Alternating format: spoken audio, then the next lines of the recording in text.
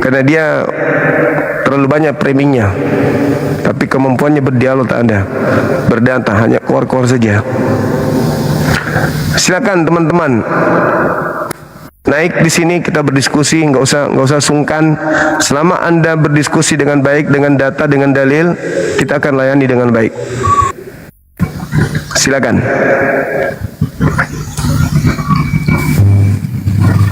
Semangat malam. Selamat malam. Dari Katolik Protestan, Abang. Katolik Protestan. Protestan. Baik Abangku, baik, terima kasih, salam kenal dari saya, Bang Suma atau Zulkifli M. Abbas. Iya. Ini ada tema yang menarik. Ya, silakan. Saya di luar tema ini. Ya, Boleh di luar tema. silakan Bang, silakan. Nanti saya arahkan ke tema, silakan. Apa di agama Islam itu diajarkan untuk ngurusin agama lain ya? Oke, baik. Nutup-nutup ini orang ibadah segala macam tuh. Oke, baik. Di dalam ajaran agama Islam tidak diajarkan kemudian untuk mengganggu agama lain, tetapi terus dalam ajaran agama, setiap ada orang ibadah itu selalu ditutup di ini segala macam, itu apa? Itu apa Islam itu kan? baik, baik. Kemungkinan ada dua hal. Yang pertama, yang ibadah ini tidak ada izin. Yang kedua, musola masjid itu ada izin semua? Nggak ada sama sekali. Oke, tapi di musola dan di masjid tidak ada yang teriak-teriak manggil Yesus. Tapi ketika kalian kebaktian, kalian sibuk memanggil Tuhan kami pada tempat yang tidak seharusnya. Makanya kami umat Islam ketika mendengarkan kalian kebaktian, Allah kamu tuh tuli ya, harus teriak-teriak gitu pakai musuh tua-tua itu ya. Enggak boleh bahas, enggak boleh kayak gitu Bang. Karena kenapa? Ya, yang dipanggil untuk gitu, jangan ngomong kayak gitu. Yang dipanggil untuk sholat. Ngomong dengerin dulu juga kamu itu, tolol juga kamu itu, Jangan mental penjajah, mentang-mentang agamamu warisan penjajah. Jangan mental penjajah, mentang-mentang agamamu warisan penjajah. Jangan Bang. Sama aja. Oke, dengarkan saya. Dengarkan. Yang teriak-teriak gitulah, nutup-nutup. Soal ini izin itu kontol lah. Inilah kalau agama penjajah punya warisan gini. Kamu itu yang menjajah, kamu itu yang menjajah. Apa yang dijajah Bang? Apa yang dijajah Bang? Kalian dijajah apa di Indonesia ini? Kalian sudah numpang dengan sangat-sangat damai di tengah-tengah kami. Negara yang dibangun dari perjuangan 99% umat Islam dan mengusir 100% penjajah yang kafir kayak Anda. Ya, penjajah 100% seagama dengan Anda, yaitu kafir. Begitu kami berhasil, kami punya keturunan berhasil, kakek kami berhasil mengusir orang-orang yang seakidah, seagama dengan Anda. Anda hidup tenang di Indonesia ini, hidup tenang. Ya toh? Kenapa kalian terkadang kebaktian itu ada yang ganggu? Karena kalian kebaktian memanggil Tuhan kami pada tempat yang tidak seharusnya. Terima kasih Allah Bapa telah menganugerahkan anakmu yang tunggal. Allah Bapa yang ada di surga. Gimana orang Islam tidak sakit digituin? Kenapa enggak panggil Tuhan kalian aja? Theos Bapa yang ada di surga, Theos Bapa yang begitu baik, telah turun menjadi bayi. Theos Bapa turun ke bumi, hari ke-8 nonotnya dipotong. Theos Bapa jadi manusia, Ishak tetek manusia. Kalau kalian bernyanyi seperti itu, kalian tidak akan diganggu, tidak akan diusik. Masalahnya kalian bernyanyi memanggil Tuhan kami pada saat kalian menyembah dewa kalian. Begitu. Allah yang perkasa, terpuji namamu. Kasih-Mu begitu besar pada dunia. Allah yang begitu dahsyat menjamah di kami. Allah yang perkasa telah menjadi Yesus. Bagaimana Anda tidak disiram minyak kelapa mendidih? Kau panggil-panggil Tuhan kami pada saat kalian menyembah dewa kalian. Gimana kalian tidak dimarah? Kalian penyembah dewa pakai nama Tuhan kami. Pakai gitar, ketepak, ketepak, ketepak. Ada lagi piano. Ketepak, ketepak, kucik, kucik, ketepak, ketepak, kucik, kucik. Sudah ribut, tidak ada contoh dari Yesus. Panggil Tuhan kami lagi di situ. Allah Bapa yang ada di surga, terpujilah namamu. Apa itu? Coba kau menyanyi pakai nama Tuhanmu saja. Dewa Bapa yang adalah ayahnya dewa anak, yang adalah turun ke bumi jadi bayi imut. Dewa Bapa begitu kasih kepada dewa anak. Nah, itu bagus. Siapa yang mau mengganggu kamu? Sebagaimana orang Buddha tidak ada yang ganggu, sebagaimana orang Hindu tidak ada yang ganggu, karena mereka percaya diri terhadap dewa-dewa sembahan mereka. Datang situ menyembah dewa kalian Theos dengan memanggil Tuhan umat Islam. Wajarlah kamu disiram air comberan. Kau pakai Tuhanmu aja coba. Kau pakai teriak-teriak keliling kompleks, kau panggil dewamu, tidak akan ada umat Islam yang ribut. Berisik, diamlah. Karena kami sangat menghargai orang yang punya kepercayaan di luar kami.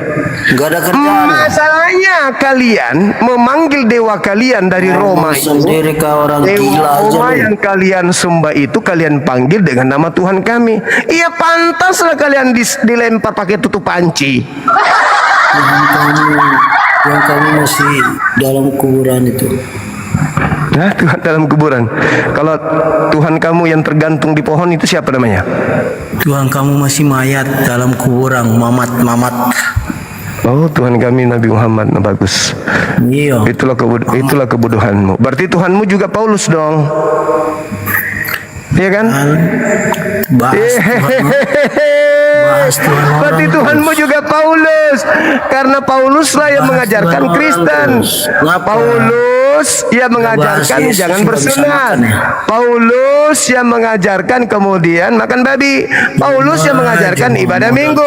Paulus yang mengajarkan menuhankan Yesus. Berarti yang kau ikuti adalah Tuhanmu. Berarti kau penyembah Paulus. Paulus masih di kuburan, berarti kau penyembah bangke. Kalau kami tidak menyembah Nabi Muhammad. Nabi Muhammad itu nabi, bukan Tuhan. Nah, kalau kau tuduh kami menyembah Nabi Muhammad karena kami mentaati perintahnya, berarti lu penyembah Paulus. Kutanya dulu kau. Kutanya dulu kamu. Kutanya dulu kau, Bang. Kutanya dulu kau. Yang mengajarkan kamu jangan bersunat siapa? Yesus atau Paulus? Muhammad sunat tak? Saya tidak tanya itu. Saya tidak tanya itu. yang mengajarkan kamu tidak bersunat. Yang saya tanyakan. Ya saya tanya balik. Yang mengajarkan. Jawab dulu baru saya jawab. Kalian ikut siapa? Oke, baik, saya jawab dulu ya. Habis itu kau jawab. Terus. Oke, saya jawab dulu ya. Nabi Muhammad mengatakan dengan mulutnya sendiri, salah satu kemuliaan yang Tuhan berikan kepadaku, aku lahir dalam keadaan sunat. Oke, nah sekarang jawab saya. Siapa yang mengajarkan kamu jangan bersunat? Yesus atau Paulus? Jawab. Muhammad sunat nggak itu? Sudah ku jawab barusan. Sekarang pertanyaan saya, siapa yang mengajarkan kamu tidak bersunat? Yesus atau Paulus? Tuhan kamu ada nggak? Pindah lagi. Inilah kalau penyembah setan begini. Pindah lagi. Pertanyaan tentang sunat. Siapa yang mengajarkan kamu tidak bersunat? Yesus atau Paulus? Tuhanmu ada nggak? Habis itu baru pindah. Ini dulu kau jawab. Siapa yang mengajarkan kamu tidak bersunat? Yesus atau Paulus? Tuhan kamu ada nggak? Inilah kalau penyembah setan begini. Penyembah setan kalau begini ditanya. Tentang Nabi Muhammad sudah ku jawab. Giliran saya bertanya. Siapa yang mengajarkan kamu? Siapa yang mengajarkan kamu tidak bersunat? Yesus atau Paulus? Jawab. Lucu pertanyaan itu, anak kecil bisa jawab. Jawabannya apa? Kau ditonton 10.000, 11.000 orang, apa jawabanmu? Babi tidak bersunat sama seperti kau tidak bersunat. Berarti kau dengan babi selepel kan? Mbak Juma sunat nggak? Iya kan? Juma sunat. Betul nggak? Babi tidak sunat, kau juga nggak sunat kan? Yesus sunat. Yesus sunat, saya sunat, saya sama seperti Yesus. Kamu tidak sunat, babi tidak sunat, kau sama seperti babi. Kau diajak diskusi baik-baik. Aku tanya, yang mengajarkan kamu tidak bersunat, Yesus apa Paulus? Aku kalau berdiskusi sama orang yang kelas, bukan sama Juma. Terus ngapain kau naik ke sini? Untuk mempermalukan dirimu bahwa kau sama seperti babi tidak sunat. Bisa nggak? Kamu seperti babi. Setan tidak sunat, kamu juga tidak sunat. Kau sama seperti setan. Monyet tidak sunat, kau tidak sunat. Kau sama seperti monyet. Gak malu? Setiap aku live-nya Bang Juma. Tidak malu, kau sudah ada di depan saya. Kamu sudah ada di depan saya, kau tidak bisa membela agamamu. Yang mengajarkan kamu tidak bersunat Yesus atau Paulus? Nanti ku sobek masker itu, diam. Kalau kau bisa.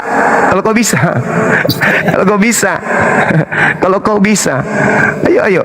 Pertanyaan saya, siapa yang mengajarkan Kristen tidak bersunat? Yesus atau Paulus? Jawab. Itu pertanyaan balik ya. Loh, kau jawab dulu. Muhammad sunat. Yesus sunat, saya sunat.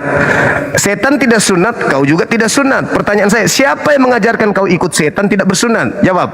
Yesus atau Paulus? Tinggal kau jawab. Ayo. Kamu yang lucu. Saya tanya sesuai dengan data ilmu. Setan tidak sunat.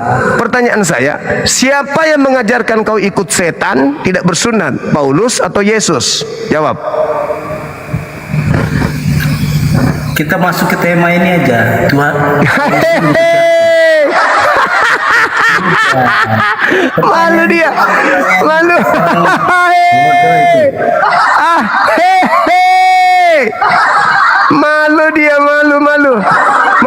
Jangan coba-coba naik di koma saya kalau kamu tidak berilmu. Jangan. Kau akan jadi bulan-bulanan, apalagi menjadi seorang penghujat. Jadi bubur kau di sini, jadi bubur. Kamu berilmu ya. Setiap debat kasih kesempatan orang ngomong, ini nggak pernah kasih kesempatan. Saya kasih kau kesempatan. Siapa yang mengajarkan kamu mengikuti setan tidak bersunat? Yesus atau Paulus? Saya diam, jawab.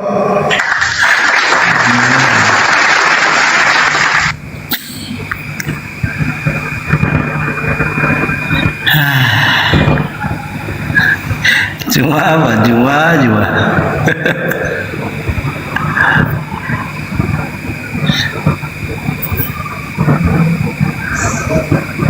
Satu tahun kemudian,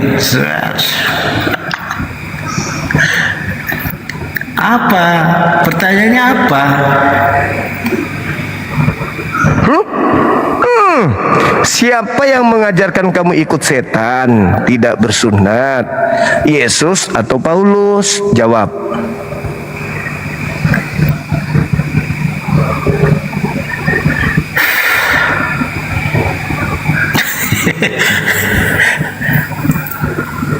Pokoknya jangan masuk ke tema atas itu yang kita bahas.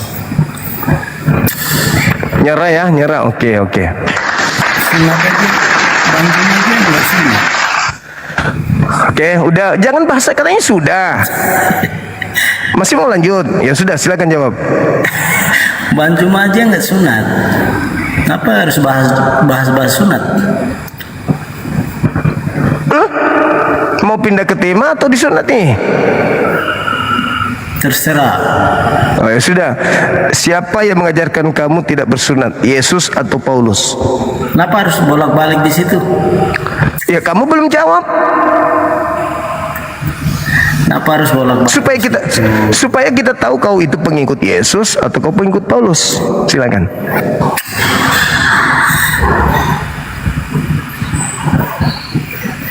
Yesus mengatakan Yohanes 10:27, aku mengenal pengikutku, pengikutku mengenal aku, mereka mengikuti aku. Aku sunat, muridku, pengikutku.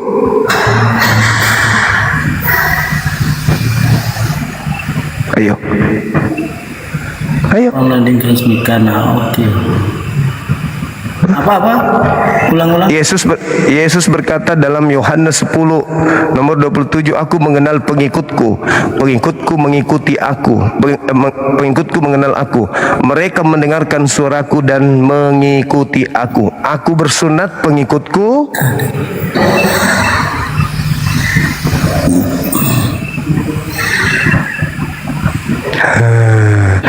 makanya Yesus banyak mengusir nanti orang-orang yang mengatasnamakan dirinya tapi bukan muridnya, bukan pengikutnya. Salah satunya Anda. Yesus mengatakan, "Penyahlah daripadaku, aku tidak mengenal kalian, kalian semua adalah pembuat kejahatan." Nah, salah satunya Anda mengaku pengikut Yesus tapi tidak melakukan pekerjaan Yesus. Yohanes 14:12, barang siapa yang percaya kepadaku, mereka akan melakukan apa yang aku lakukan. Yohanes 14:12. Ayo. Yesus melakukan sunat. Kamu? Jadi gini, itu ceritanya memaksa orang kok jadi Nabi Muhammad larinya?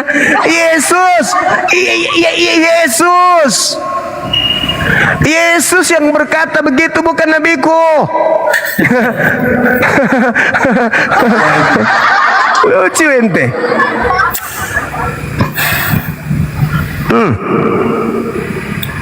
Masih mau disunat atau mau pindah ke tema? Ayo. Nah, tidak ada ilmu ini. Sama aja dengan pendetanya, nggak ada ilmunya. Sama aja dengan pastor, tak ada ilmu. Gimana dong? mantan Islam juga saya. Ayo, coba kita uji. Di Islam, rakaat kedua setelah salat jenazah apa bacaannya? Silakan. Dulu pernah nikah sama orang Islam, sekarang Itulah aku bilang, kalau bukan orang jahat tidak mungkin nyembah Yesus, tidak mungkin. Pasti pembohong, pendusta, penyesat, ngumpul di situ, ngumpul.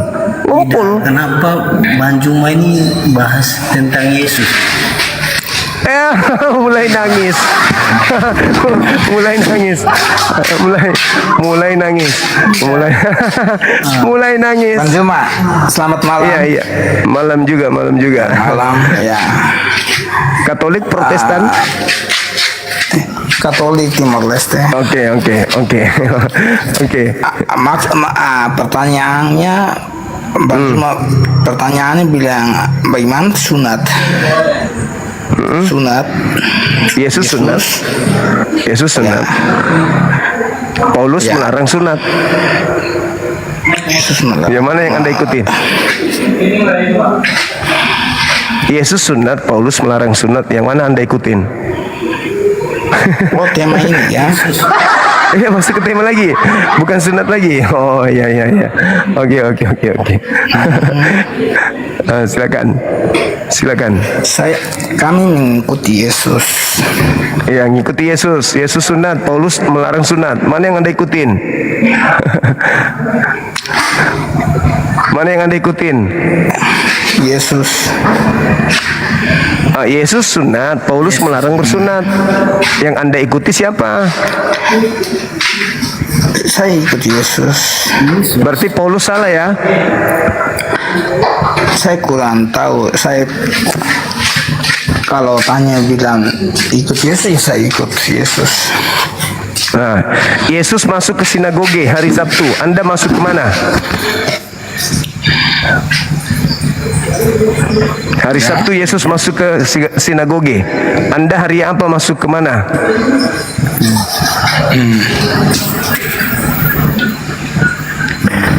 Ayo bang, jangan lemas.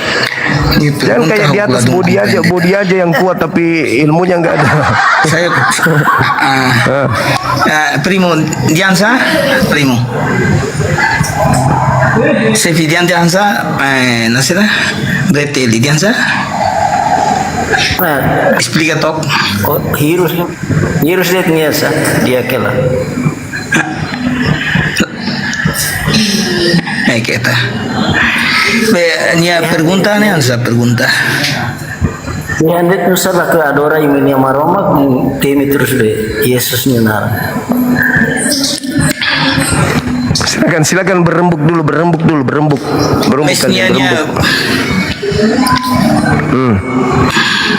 dulu untuk hadapi saya, berembuk dulu ya. Tapi Yang mana nih? Apa ini? Yesus Tuhan untuk siapa? Saya bahasa kurang. Tuhan untuk orang Kristen. Tuhan untuk Kristen. Jadi Yesus itu hanya Tuhan untuk orang Kristen. Kita cari akarnya dulu. Kita cari akarnya. Ya. Kisah para pewarta atau KPR 2 nomor 36. Petrus berkhotbah. Yesus dikatakan begini. Seluruh orang Israel harus tahu dengan pasti bahwa Tuhan Elohim telah membuat Yesus yang kau salibkan itu menjadi Tuhan. Berarti Yesus ini adalah Tuhan yang dibuat. Artinya Tuhan buatan, Tuhannya Yahudi untuk orang-orang yang menyalib Yesus. Berarti yang menyalib Yesus itu kan orang jahat. Berarti Yesus adalah Tuhan untuk orang jahat. Kamu ikut-ikutan.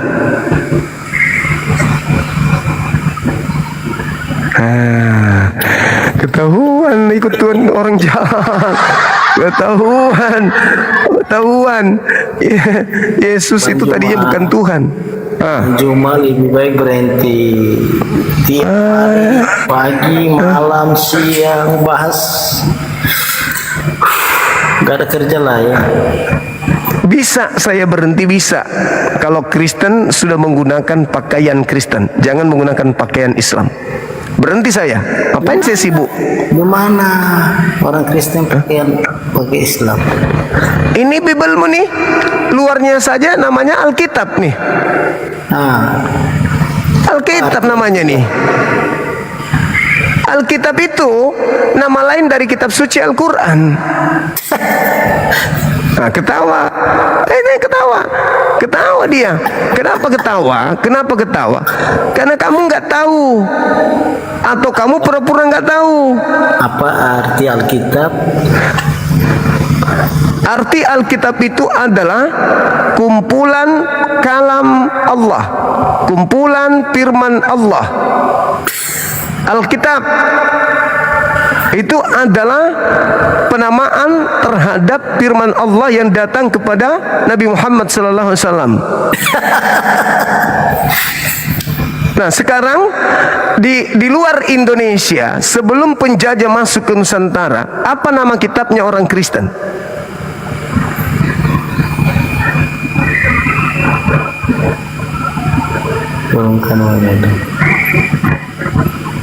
Apa nama kitabnya orang Kristen sebelum masuk menjajah di Indonesia? Alkitab. Pret. Kupret. Di mana? Di Indonesia baru menggunakan nama Alkitab.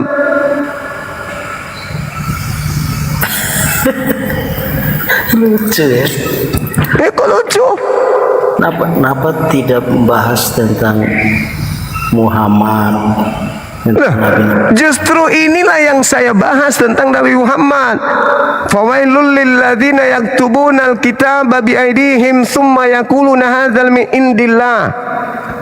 Celakalah orang yang menulis sebuah buku dan mengatakan ini dari Allah. Ini yang dimaksud nih.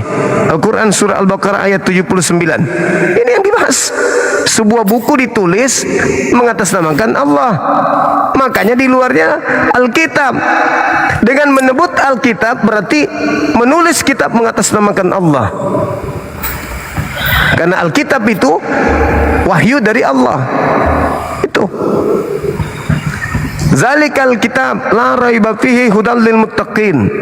Kristen yang kehilangan arah masuk ke Nusantara mengganti kitab mereka dengan label Alkitab, padahal tadinya apa? Biblos.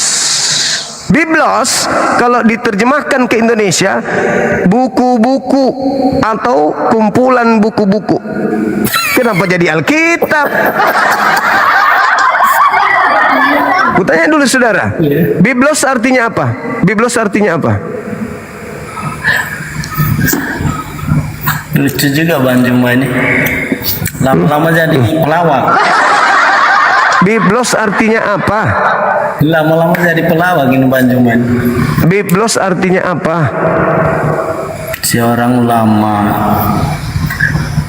Biblos artinya apa? Anda kan bertanya, kenapa setiap malam Anda membahas tentang kekristenan? Karena Kristen menggunakan pakaian Islam. Di mana? Biblos artinya apa? Biblos. Di mana kita orang Kristen? Kitab Anda yang Biblos masuk ke Indonesia berubah menjadi nama Islam, yaitu Alkitab. Alkitab itu nama lain dari Al-Quran. Nah, pusing lah. Agama nggak punya jati diri memang begitu. Nah, kita Alkitab. Tuhan Yesus. Apa jelasnya? Tuhan Yesus nyata ada. Kalau nyata Yesusmu itu, kenapa menggunakan istilah-istilah Islam? Kenapa nggak pakai istilah Yesus aja? Ada nggak? Banyak orang-orang Islam yang berobat ke di ada pendeta dalam nama Yesus sembuh, bukan dalam Muhammad sembuh, nggak ada kan? Oke. Saya jawab. Yesus berkata kepada Bani Israel muridnya, waspadalah kepada penyesat yang datang kepadamu memakai namaku dan berkata, akulah Kristus. Mereka akan melakukan tanda dahsyat, mujizat-mujizat serta kekuatan-kekuatan sekiranya mungkin menyesatkan orang-orang pilihan. Orang-orang pilihan itu Islam. Datang penyesat memakai nama Yesus dengan mujizat-mujizat. Itu dalil. Waspadalah kepada penyesat yang datang kepadamu memakai namaku dan berkata, akulah Kristus. Mereka akan menyesatkan banyak orang. Mereka akan melakukan tanda-tanda dahsyat, mujizat-mujizat dan kekuatan-kekuatan sekiranya mungkin akan menyesatkan orang-orang pilihan juga. Itu dalil. Matius 24 nomor 4, nomor 5, nomor 24, nomor 26. Dalil. Nah, Yesus nanti ketika datang kedua kalinya, apa kata Yesus? Pada hari terakhir nanti banyak orang berseru kepadaku, Tuhan, Tuhan, Tuhan, bukankah kami telah bernubuat memakai namamu? Bukankah kami telah bermujizat memakai namamu? Bukankah kami mengusir setan pakai namamu? Pada saat itulah aku, Yesus, akan berterus terang kepada mereka, enyahlah daripadaku, aku tidak mengenal kalian, kalian semua adalah pembuat kejahatan. Siapa yang bermujizat mengusir setan bernubuat pakai nama Yesus? Islam atau Kristen? Kristen. Nah, jadi yang diusir siapa?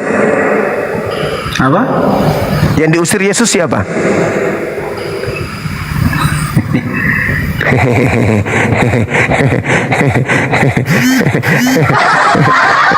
Kalian itu, Bung, kalian orang-orang Kristen itu cuman karena terlanjur Kristen saja. Andai kalian itu belajar Bible, sudah lama kalian keluar dari sana. Siapa yang mau diusir?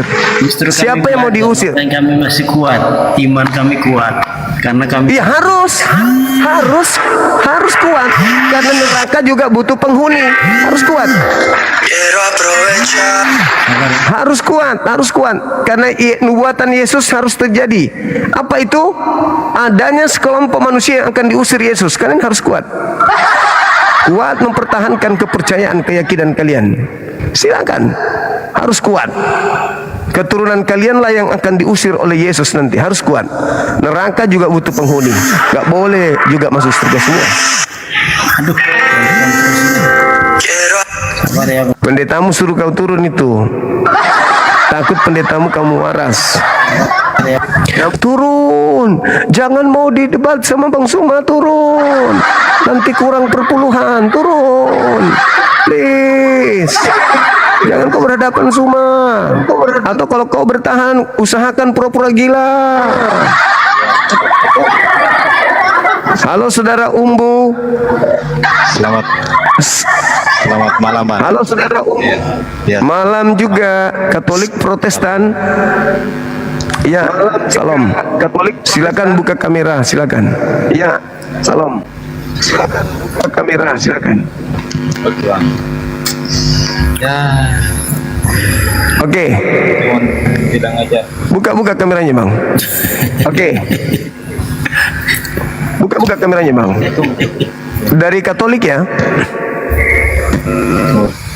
Katolik ya? Bisa nggak kalau Katolik ya?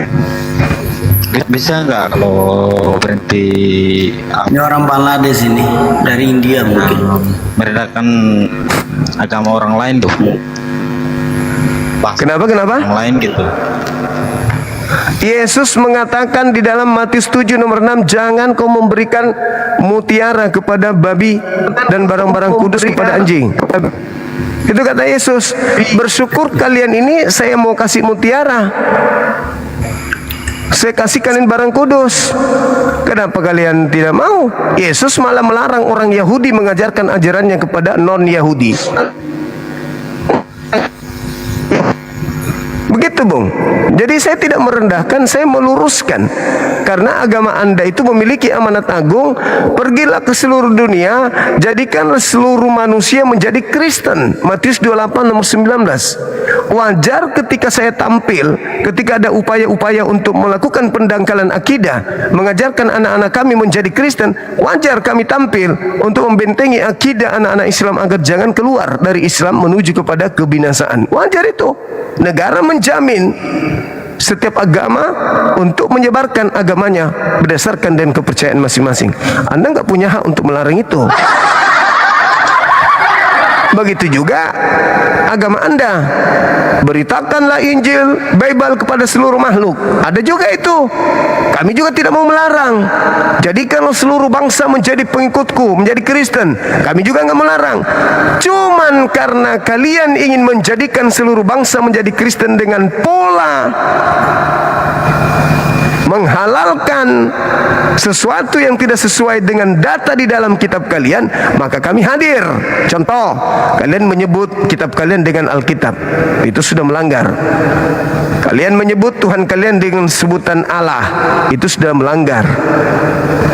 Karena itu adalah identitas Islam yang kalian pakai. Kenapa itu bisa terjadi? Karena memang Paulus mengajarkan di dalam kitabnya 1 Korintus 9 nomor 21 22. Di situ dia mengajarkan bahwa kepada orang Yahudi ngaku Yahudi, kepada orang Nasrani, kepada orang Yunani ngaku Yunani, Romawi ngaku Romawi. Aku menjadi seperti semua yang ada.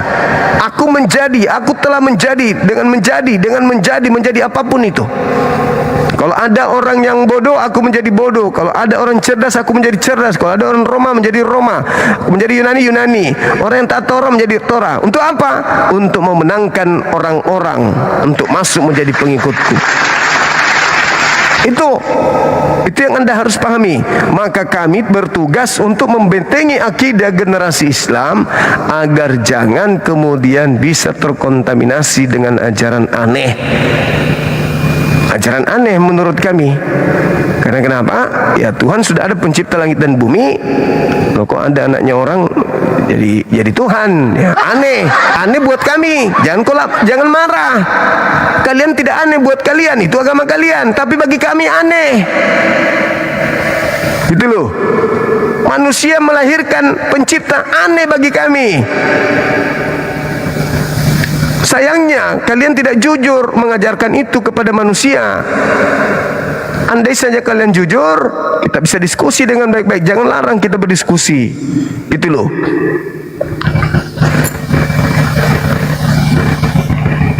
Coba ya, kalau Anda membaca di dalam 1 Korintus 9 nomor 21, 22, 23. Coba Anda baca di situ dengan seksama. Apa yang ditulis di situ dalam kitab saudara? Dan Paulus itu harus Anda teladani. Bagi orang yang tidak hidup di bawah hukum Torah, aku menjadi seperti orang yang tidak hidup di bawah hukum Torah. Sekalipun aku tidak hidup di luar hukum Tuhan, karena aku hidup di bawah hukum Kristus, supaya aku memenangkan mereka yang tidak hidup di bawah hukum Torah. Coba, ini orang apa ini yang kayak begini nih sifatnya, karakternya? Bagi orang-orang yang lemah, aku menjadi seperti orang yang lemah, supaya aku dapat menyelamatkan mereka yang lemah.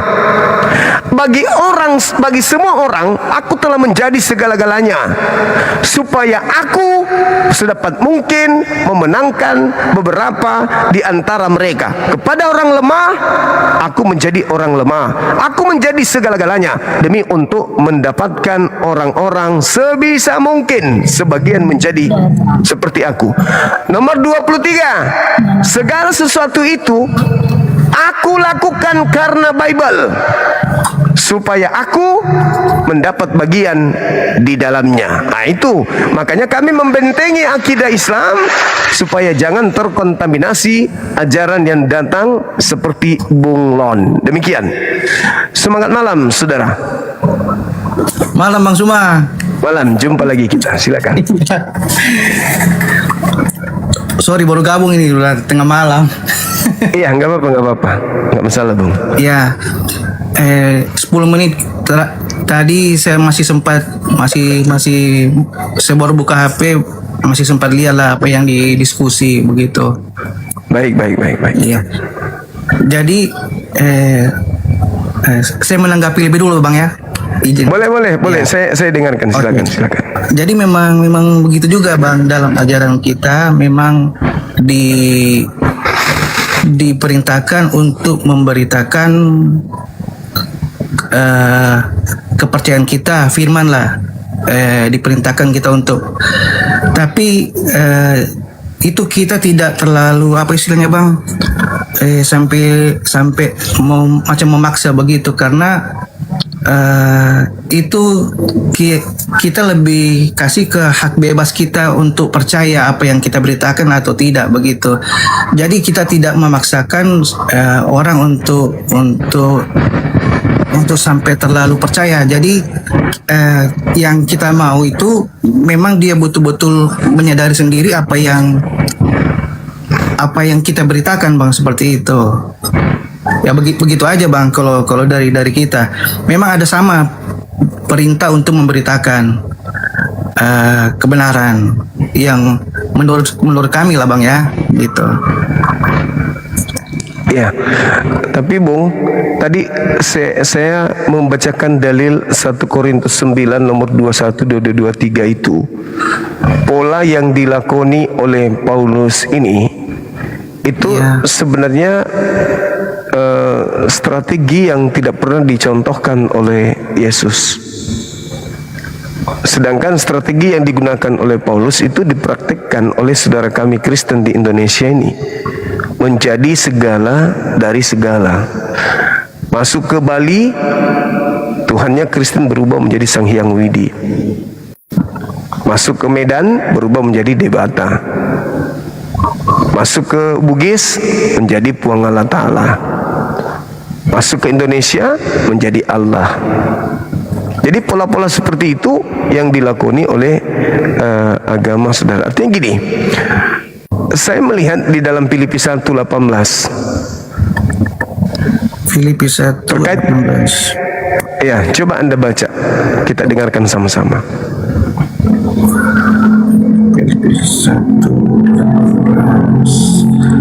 Filipi 1:18. Tetapi tidak mengapa, sebab sebagaimanapun juga Kristus diberitakan baik dengan maksud palsu maupun dengan jujur. Baru itu tentang hal itu aku bersukacita dan aku tetap bersukacita.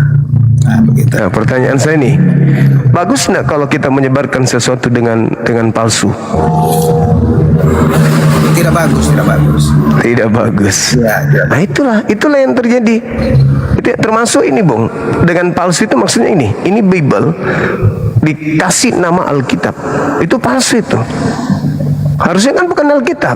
Alkitab itu nama lain daripada Al-Quran. Tidak ada kekuatan apapun yang bisa menjadikan Bible ini berubah jadi Alkitab sampulnya. Nah, sama seperti sebuah bingkisan. Ketika kita menemukan bingkisan, tertulis di dalamnya, di luarnya, pulpen. Tapi ternyata begitu kita buka isinya salep. Berarti itu namanya propasis dalam bahasa Yunani. Yang tadi itu maksud palsu itu propasis dalam bahasa Yunani, artinya mengelabui. Nah, mengelabui itu menurut saya itu sifat iblis, bukan perbuatan yang bagus. Berarti Yesus dijajakan kepada orang lain dengan cara mengelabui. Itu Bang, kalau agama sudah diajarkan dengan cara mengelabui, agama itu bermasalah. Itu saya mohon maaf. Silakan. Saya boleh menanggapi. Jadi saya pun tak tahu Bang bagaimana sejarahnya sampai ada Alkitab. Maksudnya dinamai Alkitab dalam bangsa Indonesia ini, sedangkan di luar sana dinamakan Bible kan begitu. Begitu juga penggunaan nama Allah. Saya pun tidak tahu siapa orang-orang pertama yang istilahnya apa ya, menjadi the first. Penerjemah. Iya, sampai terjadi di dalam cetakan itu mencantumkan nama Allah. Karena saya berpikir begini Bang, apa mungkin karena dulu itu mungkin di dalam bagian-bagian percetakan itu banyak yang bekerja itu atau pegawai atau apa yang beragama Muslim. Jadi ketika misalkan Kristen mau mencetakkan satu kitab begitu, jadi mereka sempat dialog, oh gini aja dipermudah, jadi dicetak pakai tulis nama Allah aja, sama ini anunya seperti ini. Padahal kan kalau dalam di luar negeri kan tetap ditulis God berarti itu Allah begitu. Jadi beda lah Bang. Jadi mungkin saya berpikir hanya orang-orang awal inilah yang bagaimana mereka bisa mengolah kok bisa jadi Alkitab. Sebenarnya bisa dinamakan lain kan Bang, seperti itu. Tapi jauh daripada itu Bang, itu tidak berpengaruh dalam keselamatan bagi saya Bang. Tidak berpengaruh karena sebaik-baiknya yang lakukan kita gimana ya? Jadi sebanyak-banyaknya kita melakukan kebaikan, lebih banyak kita melakukan kejahatan bang dalam kehidupan manusia kita ini bang.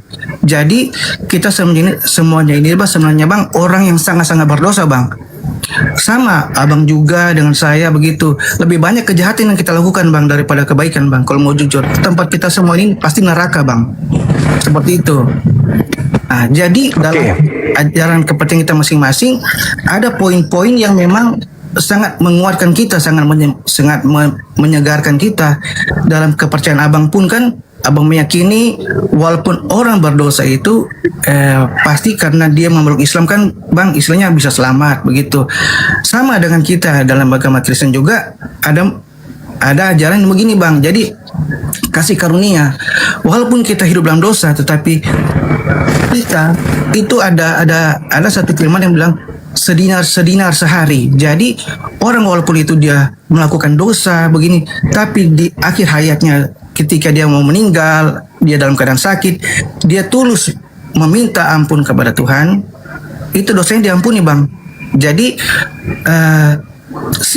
terasa sia-sialah orang yang berjuang-juang secara kerohanian, beribadah begitu bang. Terus di akhir dia mau meninggal, dia misalkan dia dalam dosa, dia perselingkuhan, itu sama sekali nggak dipakai semua kebaikannya begitu, karena dia mati dalam dosa seperti itu.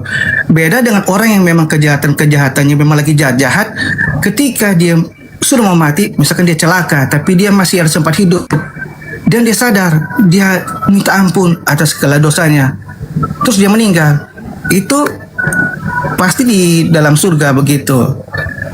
Jadi sama juga dalam kepercayaan abang seperti Bang Suma. Jadi dalam Muslim pun kan tentang keselamatan itu bang, walaupun kita banyak baiknya, tetapi lebih banyak jahatnya yang kita lakukan bang, seperti itu. Oke, baik.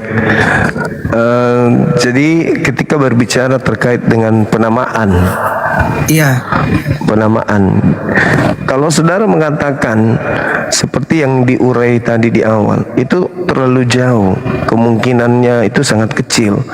Dan kalau itu betul, berarti otoritas manusia lebih tinggi daripada Tuhan Anda, karena dia mampu merubah firman Tuhan menjadi perkataan manusia.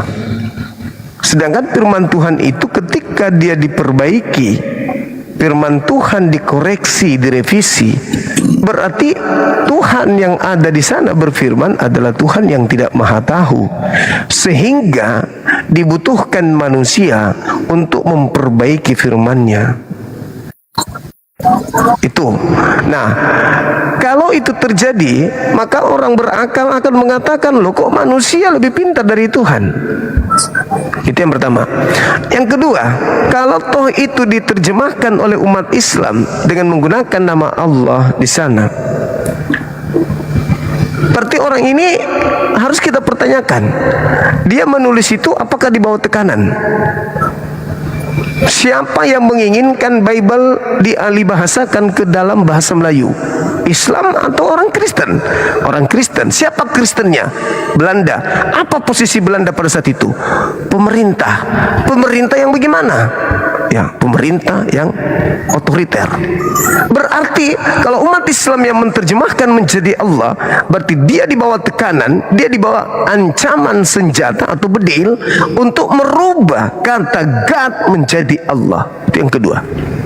Yang ketiga, kemungkinan besarnya adalah memang sesuai dengan Filipi 1:18, 1 Korintus 9 nomor 21, 22, 23. Harus dengan cara mengelabui dengan semangat palsu, propasis, berpura-pura. Kenapa saya mengatakan berpura-pura? Orang Kristen kalau saya tanya, apakah kalian menyembah Allah? Tidak, katanya. Terus kenapa kau menggunakan kata Allah? Oh enggak, itu Allah. Beda. Bedanya gimana? Sumber satu-satunya penamaan ALLAH itu hanya Al-Quran. Orang Indonesia tidak mengenal ALLAH. Itu bukan kata, tapi itu adalah nama. Bedakan kata dengan nama. Allah itu nama, sama seperti ejaan bacaan One. Bagi pemilik kata membacanya one. Orang Indonesia akan ngotot. Orang yang bodoh nih akan ngotot. Kamu salah. Kenapa kau membacanya one? Yang benar adalah O-N-E, itu artinya one. Kamu salah, harusnya one, jangan one. Begitulah orang Kristen. Ketika kami menyebutnya Allah, dia mengatakan, oh bukan Allah, Allah, beda Allah, beda Allah. Padahal yang memiliki hak otoritas cara membaca atas tulisan itu adalah Islam.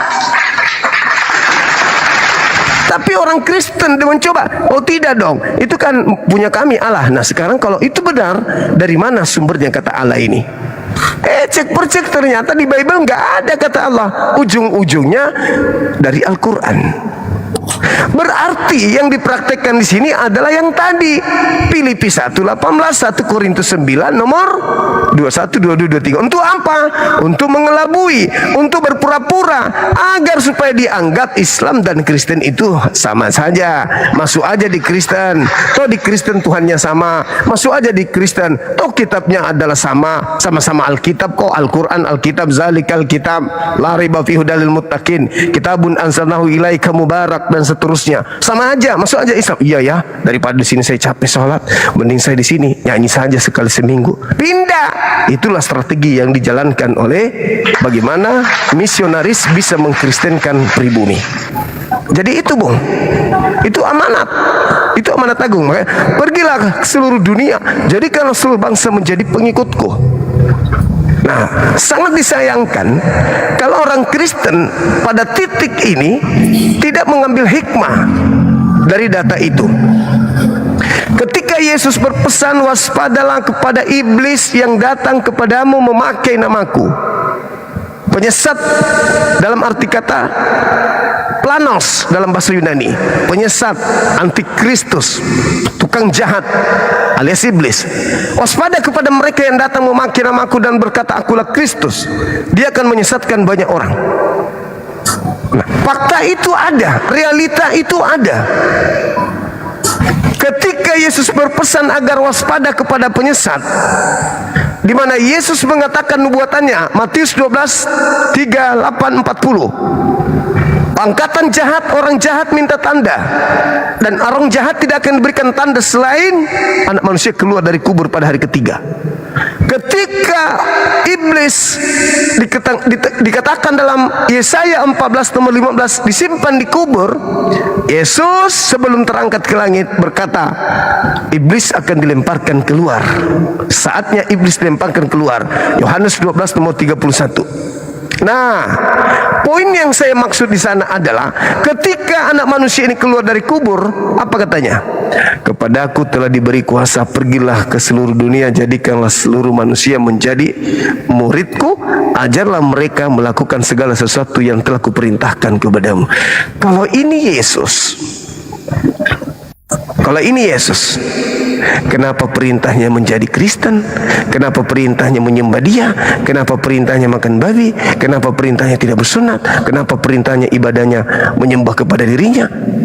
Ibadahnya di gereja? Kenapa perintahnya begitu? Kalau itu Yesus, berarti yang keluar dari kubur ini sungguh bukan Dia, tapi memakai nama Dia untuk menyesatkan banyak orang. Karena kalau dia memakai nama Suma atau nama Bom-Bom, gak ada yang percaya. Maka dia menggunakan nama Yesus yang sangat luar biasa ini untuk dia jual kemana-mana agar banyak orang datang menuhankan Dia. Sedangkan tema kita ini, sedangkan orang yang jahat, orang yang membunuh Yesus, Tuhannya Yahudi, membuat orang yang disalib ini menjadi Tuhan bagi mereka. Berarti yang mereka salib bukan Yesus, tetapi orang yang diserupakan dengan Yesus. Dan itu terekam oleh Markus di dalam Markus 16:12. Yesus menampakkan diri kepada kedua muridnya dalam rupa yang lain. Bukan rupa Yesus, tapi rupa lain. Ketika keluar dari kubur. Itu, silakan. Ya. Balik ke masalah penggunaan nama Allah tadi, Kalau saya secara pribadi Bang, saya tidak terlalu memikirkan cuma masalah apakah dia terjemahan ataupun, tapi penghayatan kita itu secara pribadi, kalau saya itu yang penting saya sampai Bang. Jadi dalam kontekstual saya tahu bahwa mana yang dalam apa yang dicatat itu merujuk kepada satu sang pencipta Bang, begitu. Apakah dia mau di dalam terjemahan berbahasa Inggris, God, begitu. Apa terus yang sekarang yang sudah terjadi sudah bertahun-tahun dari dulu, Kristen pun menulis nama Allah dalam Alkitab. Saya secara pribadi saya tidak terlalu memusingkan itu Bang. Saya yang penting apa yang penghayatan saya itu ketika menulis, karena sudah bertahun-tahun sudah terjadi demikian. Jadi penghayatan saya itulah merujuk kepada pencipta saya Bang, seperti itu. Tapi untuk poin-poin kehidupan itu yang terpenting itu aturan-aturan yang tertulis di dalamnya Bang, di dalam kitab-kitab itu, di dalam kitab. Seperti itu. Jadi selanjutnya tadi kan masalah apa Paulus ya Bang ya? Atau apa tadi? Iya. Masalah Paulus. Jadi seperti ini.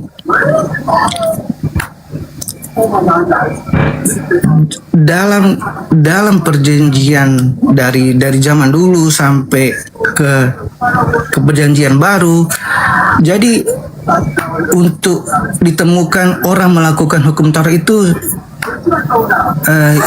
tak ada Bang. Makanya dalam firman ditulis hanya Yesus saja yang sanggup melakukan hukum Taurat yang sempurna. Hanya Yesus saja Bang. Jadi dialah hukum Taurat yang sempurna. Banyak yang mengecam dia kan, kenapa kamu makan bersama orang berdosa? Kenapa kamu duduk dengan pelacur? Sebenarnya itu tidak boleh.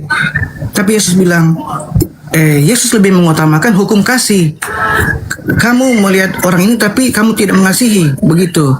Jadi seakan-akan Yesus melanggar itu, melanggar hukum. Padahal Yesus adalah hukum Taurat yang sempurna, karena dalam kitab kita, dalam kepercayaan kita ditulis Yesus itu adalah hukum Taurat yang sempurna, bahwa hanya dia yang sanggup melakukan. Jadi sah-sah saja apa yang dia lakukan, karena dia itu seperti saya bilang kemarin, saya yakini dia itu sebagai Tuhan.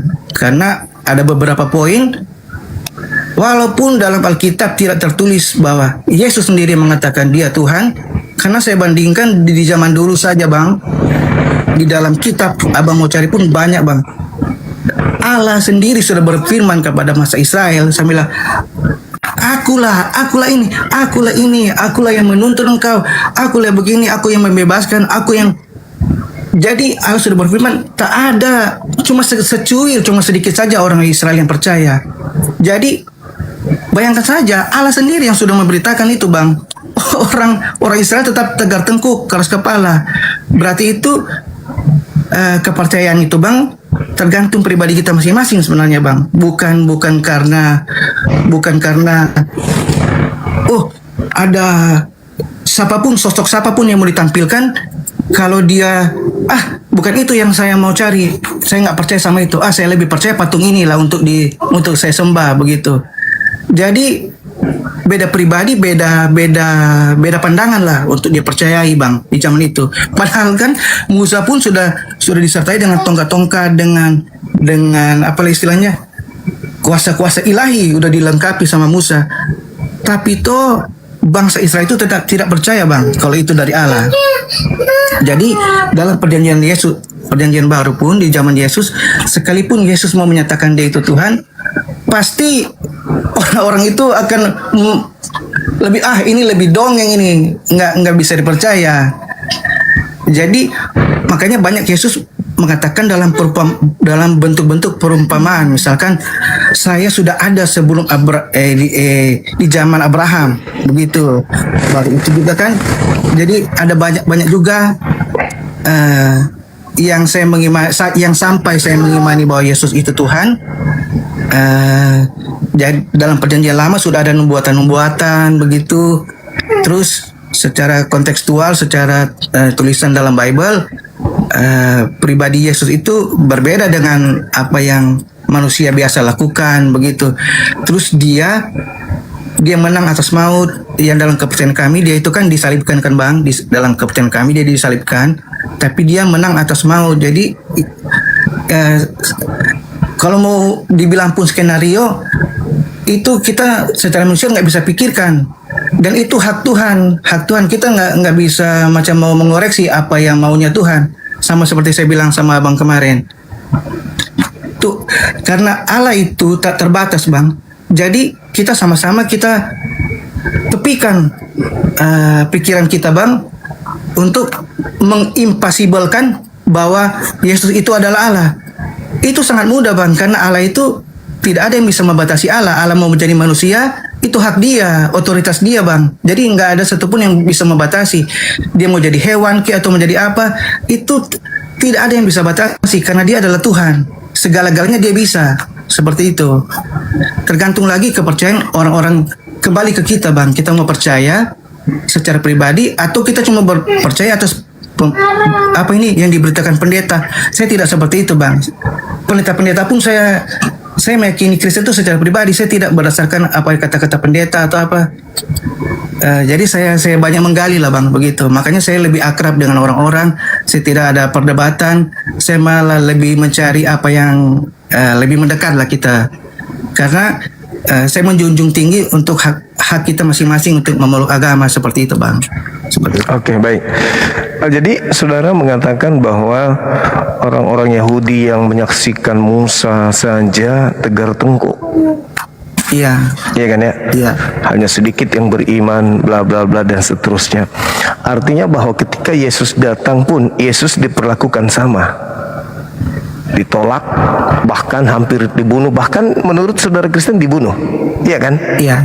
Berarti karakter orang Yahudi itu tidak pernah berubah sampai kepada zamannya Yesus. Betul ya? Iya, iya. Oke. Lalu Anda terima buku ini dari siapa? Dari Yahudi? Bangsa tegar tengkuk? Karena Yesus tidak mengenal ini. Bagaimana bisa Anda mendapatkan sebuah pengajaran yang berasal dari bangsa tegar tengkuk, bangsa yang kemudian menghajar para pengajar untuk menuju kepada Tuhan, tetapi Anda menerima buah karya mereka? Lukas, ini siapa Lukas ini? Markus, ini siapa Markus? Paulus, ini siapa Paulus? Catatan mereka kenapa Anda jadikan sebagai kitab suci dalam kehidupan Anda sebagai makhluk yang sempurna? Padahal tidak ada satupun penulis di antara seluruh penulis yang ada di dalam kitab saudara ini yang menuliskan untuk seluruh umat manusia. Catat itu. Dan tidak ada satupun penulis yang mengatakan tulisannya ini adalah firman dari Elohim Tuhannya Yahudi. Dan tidak ada seorang pun penulis di antara penulis buku ini yang kemudian sadar kalau bukunya, catatannya akan dijadikan sebagai kitab suci dari sebuah agama. Itu yang Anda harus paham dulu. Bagaimana mungkin Anda mengatakan zaman Nabi Musa? Tapi memang itu betul. Ulangan 34 Musa mengatakan, sedangkan aku masih hidup di tengah-tengah kalian, kalian sudah memperlihatkan ketegar tengkukmu terhadap Tuhan. Apalagi nanti ketika aku hidup. Ya. Yesus juga begitu. Matius 23 diterangkan dari data 1 sampai nomor 39. Celakalah, celakalah, celakalah, celakalah, terkutulah, celakalah, ular beludak, keturunan ular, keturunan ular beludak, celaka. Lalu bagaimana mungkin dari bangsa yang dikutuk Musa, dikutuk kemudian oleh Yesus, Anda dapatkan buku mereka dan Anda katakan ini adalah sebuah kebenaran? Sedangkan ini hanya terjemahan.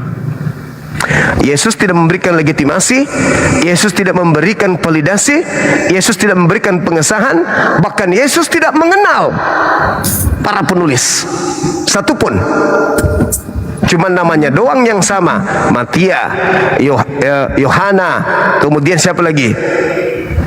Kepas. Tulisannya namanya yang sama. Bapak-bapak gereja mula-mula bisa saja mengatakan ini tulisan murid Yesus, murid daripada Tuhan, bisa. Kenapa tidak? Ini terjemah. Saya bertanya, bagaimana caranya saya bisa mengetahui bahwa ini betul-betul ucapan Yesus?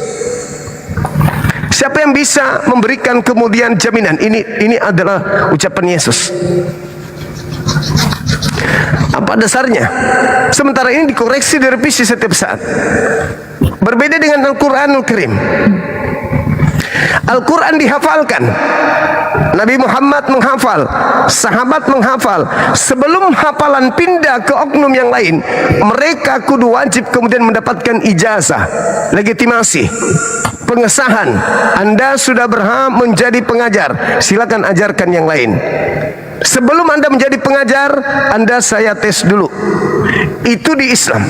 Dari Nabi Muhammad kepada sahabat, sahabat ke tabi'in, tabi'in kepada tabi'in, kepada para ulama, para kiai, para ustadz, sampai hari ini terjaga dengan rapi.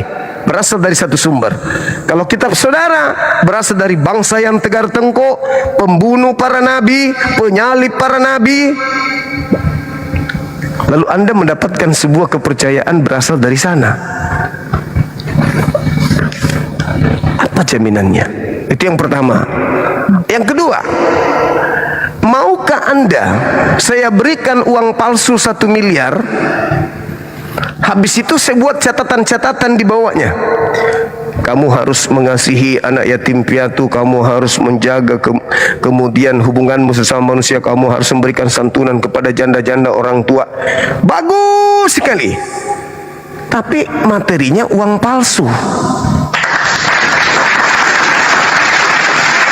Artinya, kenapa saya katakan ini uang palsu?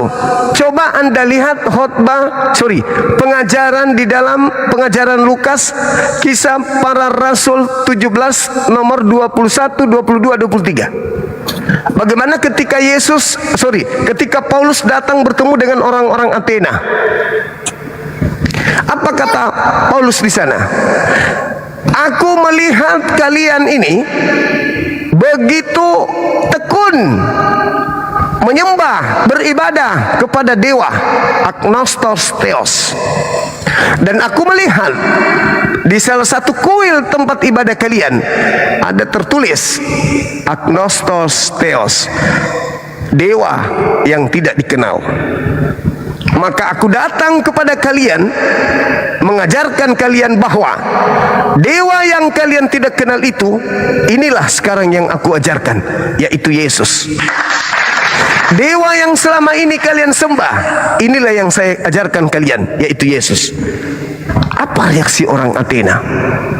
Seketika mereka tetap menyembah dewa mereka sampai hari ini dalam nama Yesus. Makanya di Kristen itu ada Bapa, ada Anak, ada Roh. Theos Bapa, Theos Anak, Theos Roh. Trimurti, Trinitas. Satu pengajaran yang konsepnya sama, cuman beda nama. Sedangkan ketika orang-orang Yahudi, nabi-nabinya turun di tengah-tengah mereka, mereka mengajarkan tentang konsep monoteisme, yaitu tauhid. Sedangkan Paulus ketika keluar kepada orang-orang Romawi, Yunani, Paulus mengajarkan sinkretisme, perpaduan antara tauhid dan penyembahan terhadap dewa-dewa. Lahirlah Katolik, Protestan dan turunannya. Paulus mengajarkan ajaran politeisme, sinkretisme, lahirlah agama Katolik Protestan. Yesus mengajarkan monoteisme, yaitu konsep tauhid, satu Tuhan. Yohanes 17 nomor 1, hidup kekal itu adalah mereka mengenal Engkau satu-satunya. Satu-satunya, tidak boleh ada campuran dua apalagi tiga. Jadi kalau saudara mengatakan, saya tidak peduli apakah itu Allah, apakah itu Yahweh, penting ajarannya. Oh, tunggu dulu. Karena kenapa? Kita harus mengetahui bahwa iblis itu licik. Iblis itu licik menjerat manusia untuk sampai ke neraka. Kalau seperti yang Anda katakan ini, Bung, harus begini, harus begitu, berarti agama itu semuanya sama dong. Buddha sama, berarti benar Buddha. Hindu sama, berarti Hindu benar. Berarti yang lain itu benar semua. Kalau itu semuanya terjadi, berarti akal tidak kita butuhkan. Sedangkan Yesus mengajarkan kasihilah Tuhan dengan akal, bukan dengan iman.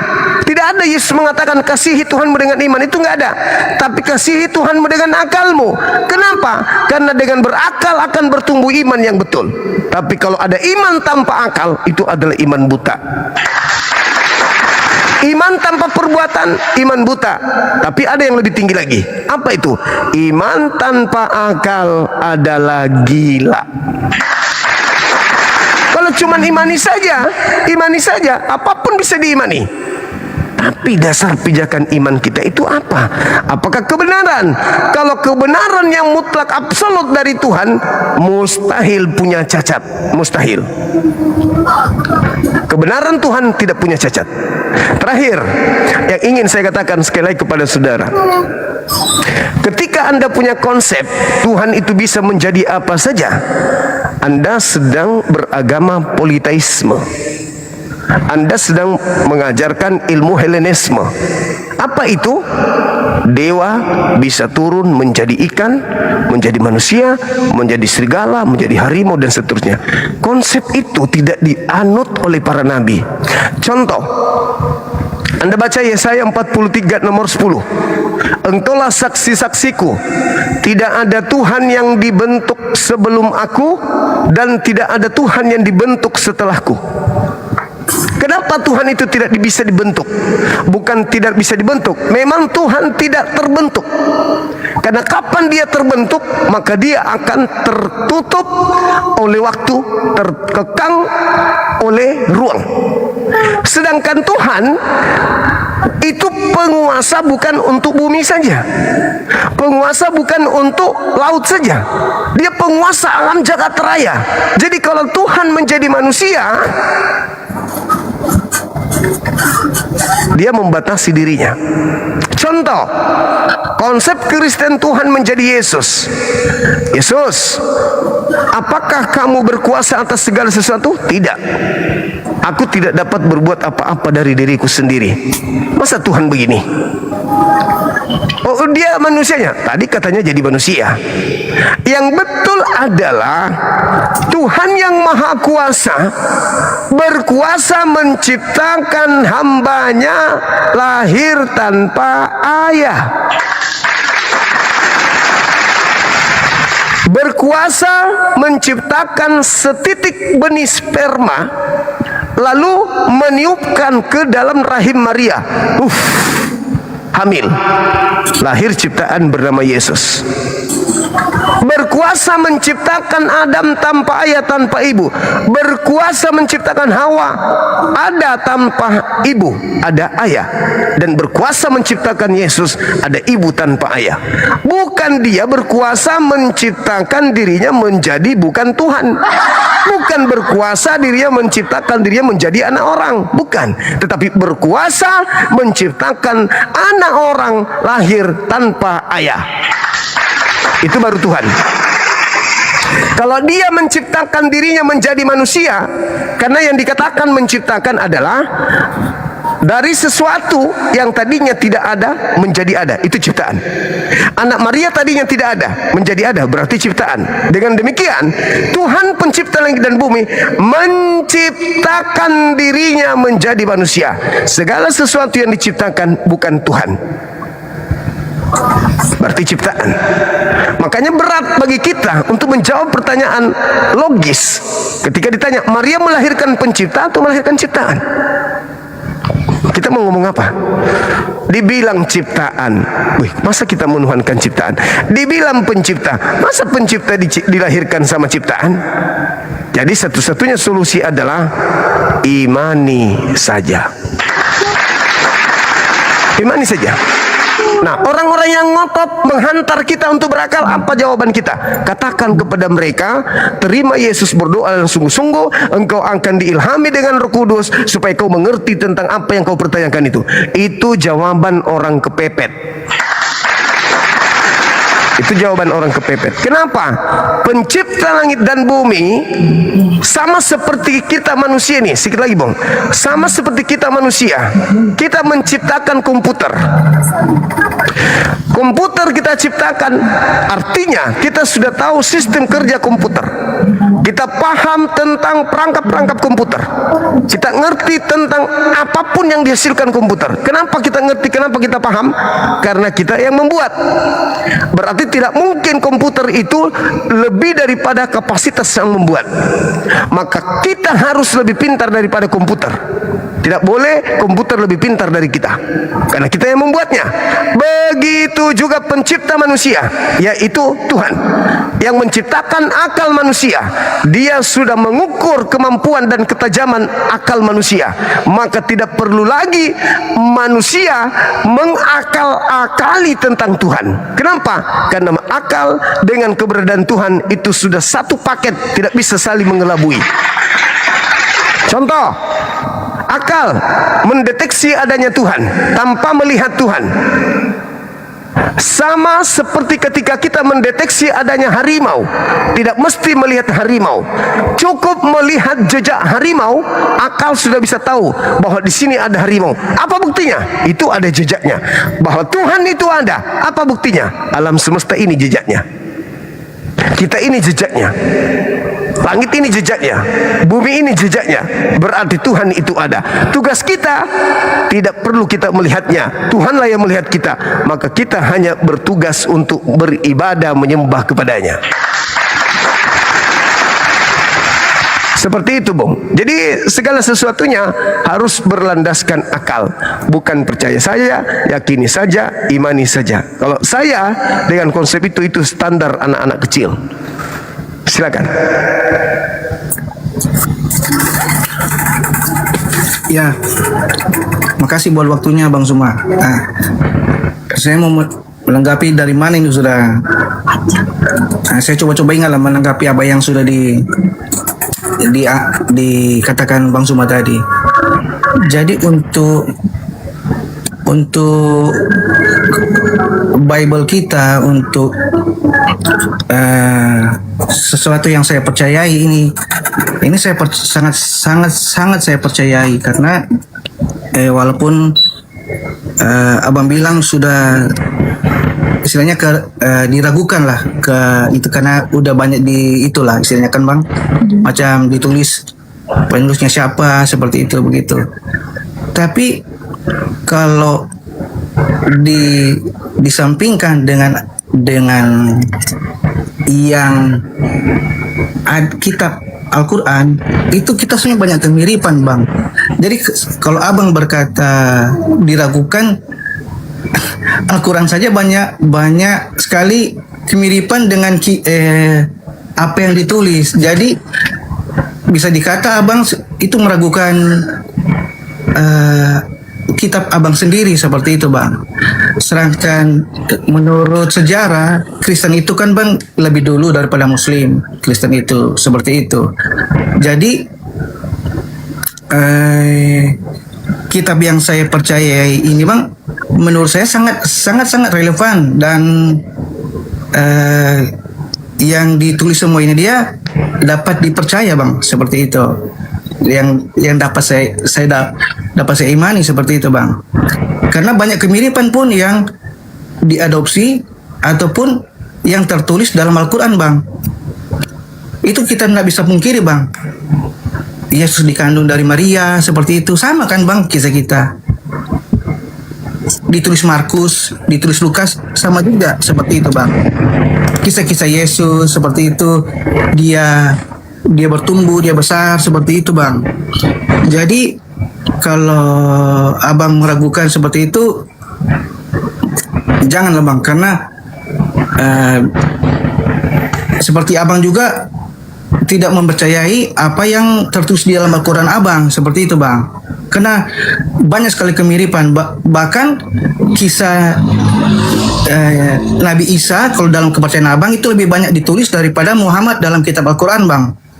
Dalam kitab Al-Quran lebih banyak Isa yang dibahas, bang, daripada Muhammad, bang. Seperti Nabi Muhammad, seperti itu.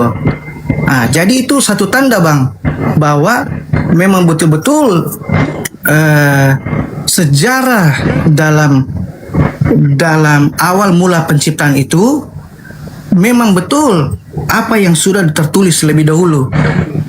Baru itu bisa ada Al-Quran juga, sama banyak inti ceritanya, bang, seperti itu. Oke, terlepas daripada itu, apalagi tadi yang apa tadi? Apa dalam bahasa Arab tentang Al-Quran?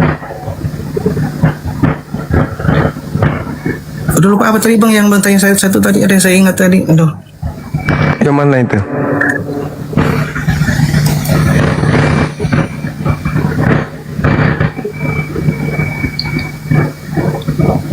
Masih tentang Paulus sih, cuma aduh saya udah lupa juga tadi. Iya, atau saya tanggapi aja dulu. Iya, oke, siap. Oke, baik. Jadi satu hal yang perlu saudara pahami ketika saudara mengatakan Al-Quran ada kemiripan dengan Bible. Kenapa ada miripnya? Karena menceritakan tentang peristiwa dan oknum yang sama. Yang membedakannya adalah narasumber. Al-Quran saya narasumbernya adalah pencipta langit dan bumi. Zalika min amba'il ghaibi nuhihi ilaika. Berita yang disampaikan kepada Nabi Muhammad itu berita gaib. Berita gaib ini mencakup tentang salah satunya adalah Bani Israel. Inna hazal Quran yaqussu ala Bani Israel aktsaral ladzi hum fihi yakhtalifun.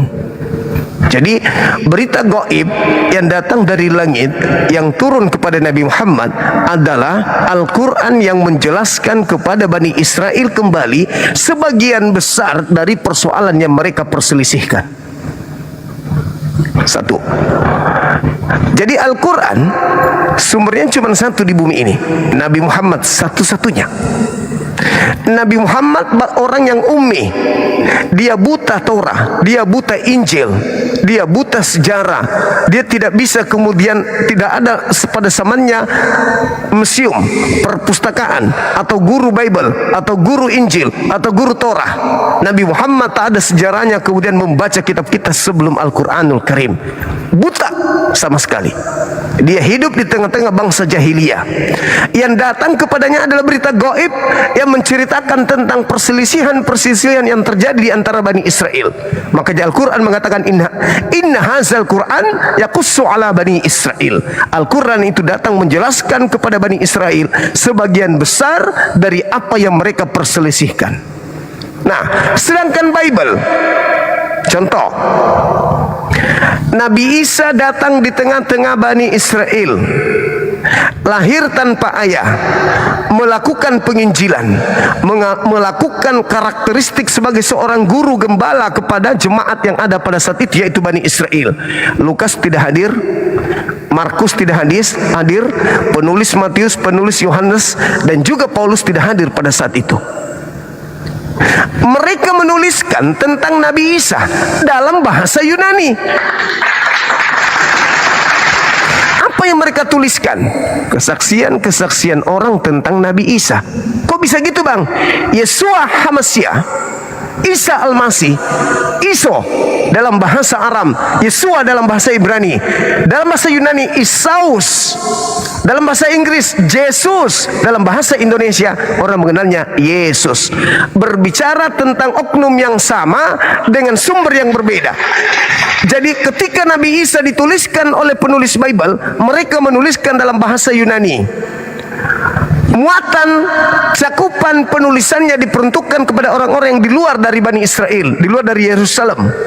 Maka cakupannya kemudian adalah bercerita tentang oknum yang sebisa mungkin mewarnai rasa bahasa Yunani. Orang-orang Yunani, kepercayaan orang Yunani. Maka tertulislah Isaus.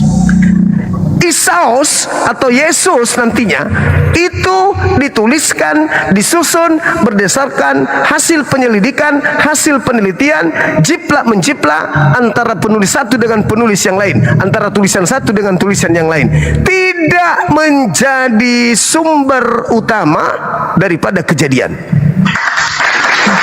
Contoh, Lukas 1. Apa yang dituliskan oleh Lukas 1? Lukas 1 menerangkan bahwa Theophilus yang mulia, banyak orang yang menuliskan tentang peristiwa-peristiwa yang terjadi di antara kita. Maka saya merasa terpanggil untuk menyusunnya kembali untuk aku beritakan dan aku berikan kepadamu. Lukas menulis hanya kepada satu manusia bernama Theophilus. Bagaimana dengan Markus? Markus sama, dia juga menulis berdasarkan dirinya yang adalah teman dari sepelajar perjuangan Paulus. Yang ketiga, Matius. Matius bukan murid Yesus. Apa buktinya? Baca Matius 9 nomor 9. Yesus duduk di rumah cukai, lalu melihat seorang yang bernama Matius. Lalu Yesus berkata kepada Matius, ikutlah denganku. Lalu Matius berdiri dan ikut kepada Yesus. Bukan Matius penulisnya, berarti bukan Matius. Yohanes 21 nomor 24. Banyak kesaksian-kesaksian yang diberikan oleh dia, yang dituliskan oleh dia, dan kesaksiannya itu benar, dan kita tahu bahwa apa yang diberitakan, yang disaksikannya itu adalah betul. Berarti penulis Yohanes juga bukan murid Yesus, tapi orang ketiga. Apalagi Paulus. Paulus lebih parah lagi, sabar. Galatia 1 nomor 1, nomor 11, nomor 12. Apa kata Paulus? Aku, Rasul Paulus, diangkat menjadi rasul bukan oleh manusia, melainkan oleh Yesus. Nah, yang datang kepada Paulus bukan Yesus. Aku menerima Injil, bukan manusia mengajarkan aku Injil. Aku tidak menerimanya dari manusia, tetapi dari pernyataan Yesus. Yesus yang datang kepada Paulus bukan lagi Yesus, bukan manusia. Tidak ada penulis Bible itu berasal daripada murid Yesus sendiri atau tulisan mereka langsung dari Yesus. Jadi wajar kalau ada kesamaan, karena kejadian yang terjadi terhadap Nabi Isa itu diceritakan oleh kesaksian-kesaksian orang dan dikumpulkan oleh penulis. Wajar kalau ada kesamaan. Wajar, karena bercerita tentang tokoh yang sama, namun narasumber yang berbeda. Kami lebih percaya kepada pencipta langit dan bumi yang maha menyaksikan, sebagaimana yang maha menyaksikan menceritakan kepada Musa tentang Abraham, tentang Adam, dan tentang Nuh, di mana Musa tidak hadir pada kejadian itu. Tetapi karena yang menceritakannya, yang mewahyukannya adalah pencipta langit dan bumi, maka kami percaya Torah adalah firman pencipta langit dan bumi. Silakan. Ya, terima kasih. Jadi tetap isinya kan kita tetap sama, Bang. Tetap sama isinya, begitu. Walaupun didengar dari kata Bang Zuma tadi, jadi dirangkum semua dari kesaksian orang-orang terdahulu. Jadi dalam Al-Quran akhirnya tercatat semua kan, Bang, karena dirangkum juga kan begitu. Jadi dirangkum itu, Bang, itu kan karena pun sudah ada cerita yang terangkum dari agama pertama yang lebih dulu banyak mencatatkan sejarah tentang Yesus, Bang, seperti itu. Jadi samalah isinya. Tapi yang lebih banyak menceritakan tentang Yesus itu kebetulan di Bible, Bang, lebih banyak membahas tentang Yesus. Kalau di Al-Quran Isa juga banyak dibahas seperti itu, tapi tak sebanyak Bible, tak sebanyak Alkitab begitu. Jadi sama kemiripannya seperti itu.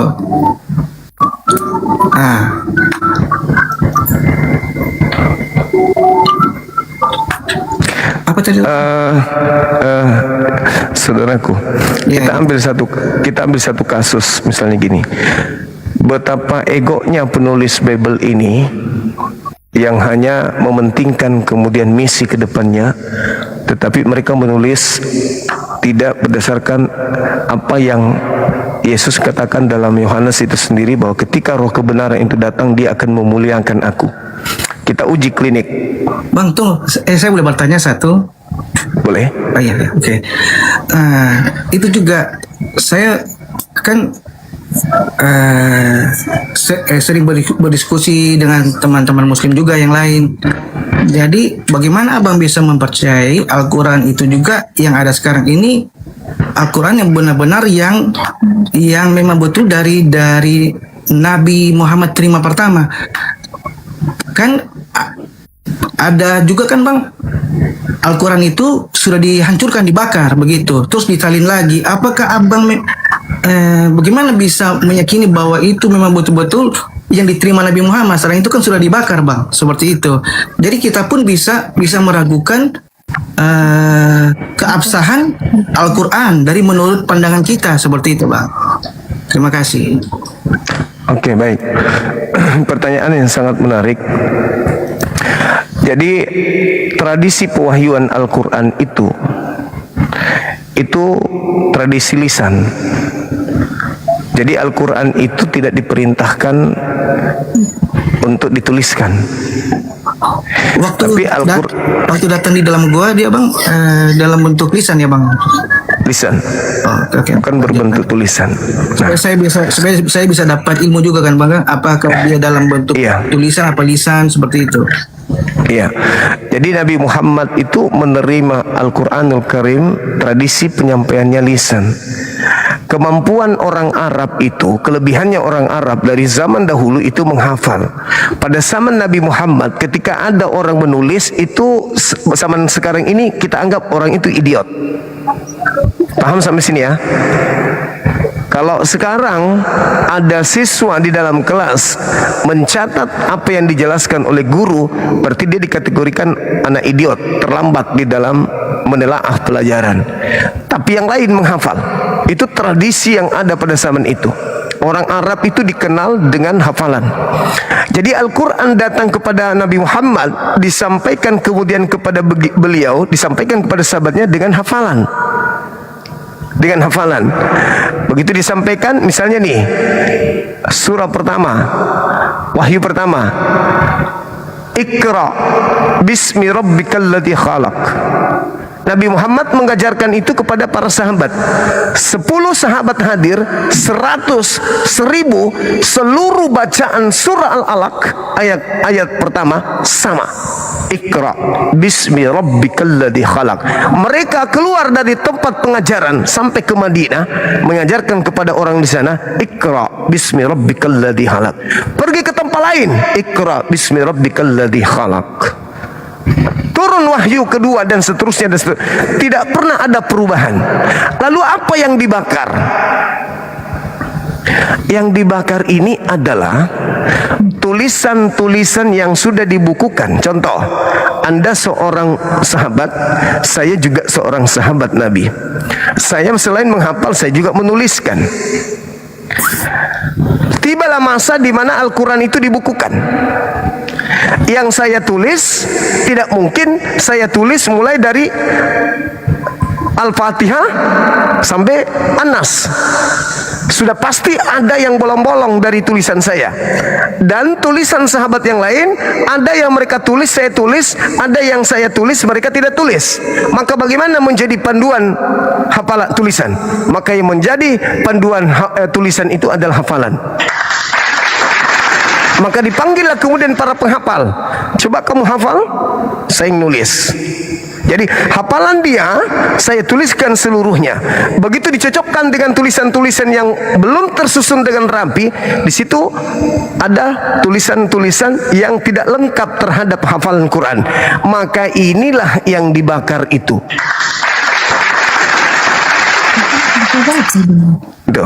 Itu dibakar.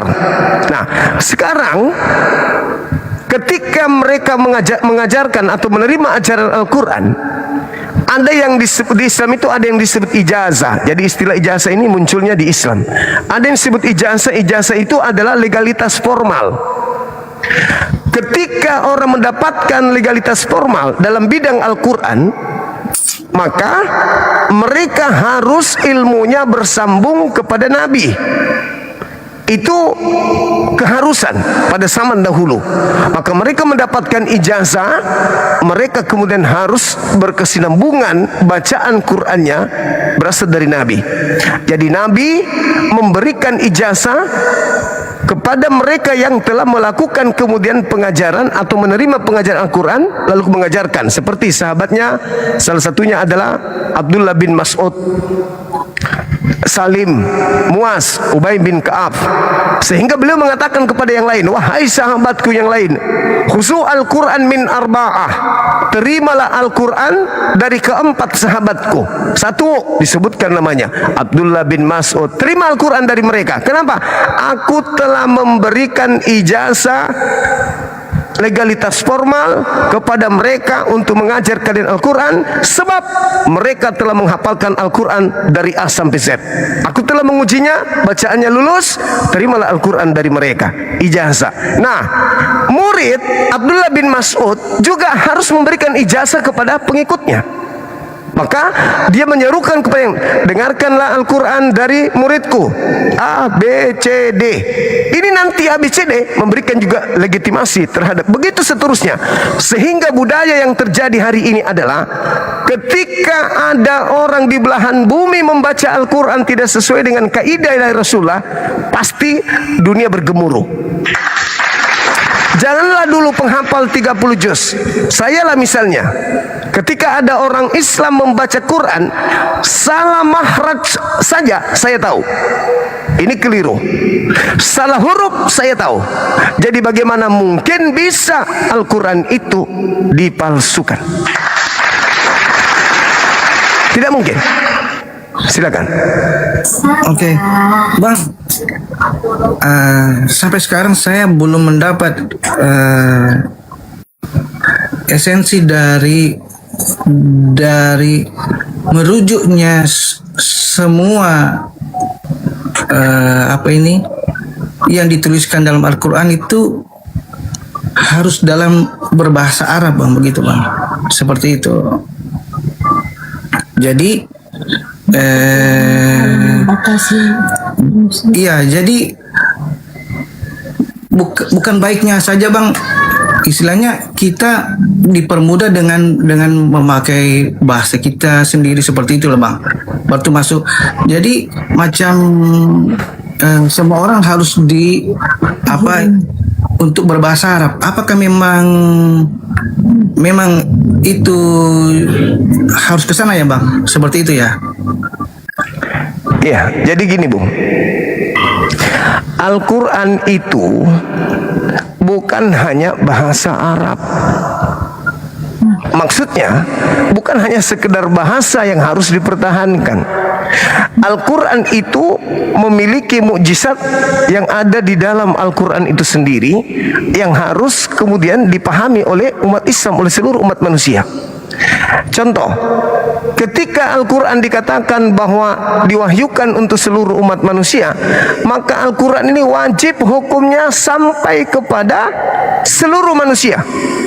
Tidak bisa hanya terjemahan.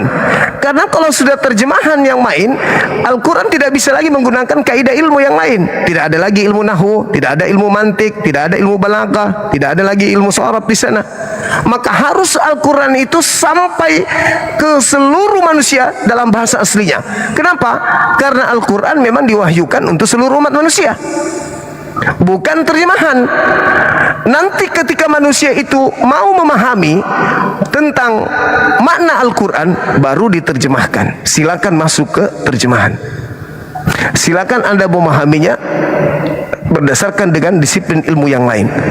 Tetapi bahasa Quran itu harus tersampaikan. Contoh, ketika saudara, ketika saudara ingin mengatakan bahwa Yesus berkata, bagaimana Anda bisa tahu bahwa itu ucapan Yesus? Sementara itu adalah bahasa Indonesia. Oh, ini terjemahan. Siapa yang menjamin terjemahannya seperti itu? Siapa yang menjamin itu sudah sesuai dengan bahasa aslinya? Oh, bahasa aslinya memang seperti ini, Bang. Apa bunyinya? Ini. Siapa yang bisa menjamin bahwa memang Yesus mengatakan kata itu? Ada? Tidak ada yang bisa menjamin. Tapi kalau Al-Quran mempertahankan ori bahasanya, maka apa yang ada di Al-Quran itulah ucapan Nabi Muhammad. maka itu harus dipertahankan. Kenapa? Karena Al-Quran itu memiliki mukjizat-mukjizat. Di antaranya adalah mukjizat kalamiyah, di antaranya adalah mukjizat maknawiyah, di antaranya adalah mukjizat samaiyah. Jadi Al-Quran bukan bahasa Indonesia. Al-Quran itu adalah bahasa Arab. Kedua, Al-Quran bukan bahasa manusia. Terjemahan adalah manusia-manusia, bahasa manusia. Ketika yang sampai kepada kami hanya terjemahan, berarti yang sampai kepada kami bahasa manusia. Sedangkan yang datang kepada Nabi Muhammad adalah firman Allah. Yang namanya firman Allah adalah apa yang Allah wahyukan. Apa yang Allah wahyukan? Contoh, ketika di Al-Quran dikatakan begini, Zalikal kitabu la raiba fihi hudan lil muttaqin.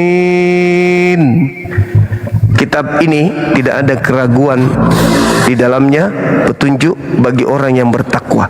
Nah, kitab di situ tidak disebut kitab apa. Tidak disebut Torah, tidak disebut Injil, tidak disebut Al-Quran. Kalau ini hanya sampai terjemahan saja yang datang ke Indonesia, maka orang bisa mentafsirkan kitab yang dimaksud adalah kitab Torah, kitab yang dimaksud adalah Injil, kitab yang dimaksud adalah ini. Tetapi karena mempertahankan bahasa aslinya, maka ketika dikatakan zalikal kitabu la raiba fihi hudal lil muttaqin, maka pasti dalam kaidah bahasa kalamullah, orang yang paham tentang struktur bahasa Arab mengerti bahwa kitab yang dimaksud adalah Al-Quran. Jadi harus dipertahankan, karena bukan cuma bahasa Arab, menggunakan bahasa Arab saja, tidak. Karena bahasa Arab itu, Bung, adalah bahasa yang merangkum semua bahasa di atas muka bumi. Sedangkan bahasa Indonesia, terjemahan bahasa Indonesia dibandingkan bahasa Arab, itu kosakatanya perbandingannya sangat jauh sekali. Berapa kosakata bahasa Indonesia yang Anda tahu? Kalau kosakata bahasa Al-Quran, bahasa Arab, itu jutaan. Sedangkan kosakata kita hanya ratusan. Bagaimana mungkin perkataan Tuhan bisa diwakili dengan bahasa Indonesia? Tidak mungkin. Karena bahasa Indonesia kosakatanya kecil, sedikit, sedangkan kalamullah itu bahasanya sangat luas sekali, ratusan. Sedangkan bahasa Indonesia hanya puluhan. Perbandingannya seperti itu. Maka bahasa Quran harus kemudian selalu berada. Terjemahannya boleh berganti, terjemahannya boleh kemudian mengalami perubahan sesuai dengan kesanggupan pemahaman bahasa manusia, sedangkan bahasa Tuhannya harus terlalu dipertahankan. Ingat, Bung, kesimpulan saya, terjemahan bukan firman Tuhan. Jadi terjemahan Al-Quran bukan firman Tuhan. Yang firman Tuhan adalah Al-Qurannya, bahasa Arabnya. Kenapa dikatakan terjemahan itu bukan firman Tuhan? Karena terjemahan, terjemahan adalah bahasa manusia yang digunakan manusia untuk memahami firman Tuhan. Jadi terjemahan itu perkataan manusia, bukan firman Tuhan. Seperti itu, silakan. Oke, jadi saya bertanya, Bang, kan di Arab sana kan itu, Bang, ada sekitar 30% atau 40% itu, Bang, 30% itu kan Kristiani juga, Bang. Bagaimana tanggapan Abang? Apakah itu maksudnya mereka dalam gereja begitu memakai bahasa Arab? Terus bagaimana itu, Bang? Nah, jadinya seperti itu kan. Nah, jadi apakah itu Abang bisa istilahnya menetapkan bahwa ini bahasa yang betul diberikan, seperti tadi Abang bilang kan, diberikan yang istilahnya yang apa tadi Abang bilang. Jadi maksud saya, bagaimana dengan kehidupan orang Kristen yang ada di Arab sana, Bang? Seperti itu. Mereka memakai bahasa yang sama, bahasa Arab. Dalam gereja, mereka pun menyebut nama Allah dengan intonasi, dengan pelafalan, penyebutan yang sama. Ada imbuhannya, Allah, begitu. Jadi sama bang, sama persis seperti itu dalam gereja. Nah, jadi bagaimana abang pun mau menyikapi seperti itu bang. Jadi kita jangan, menurut saya kita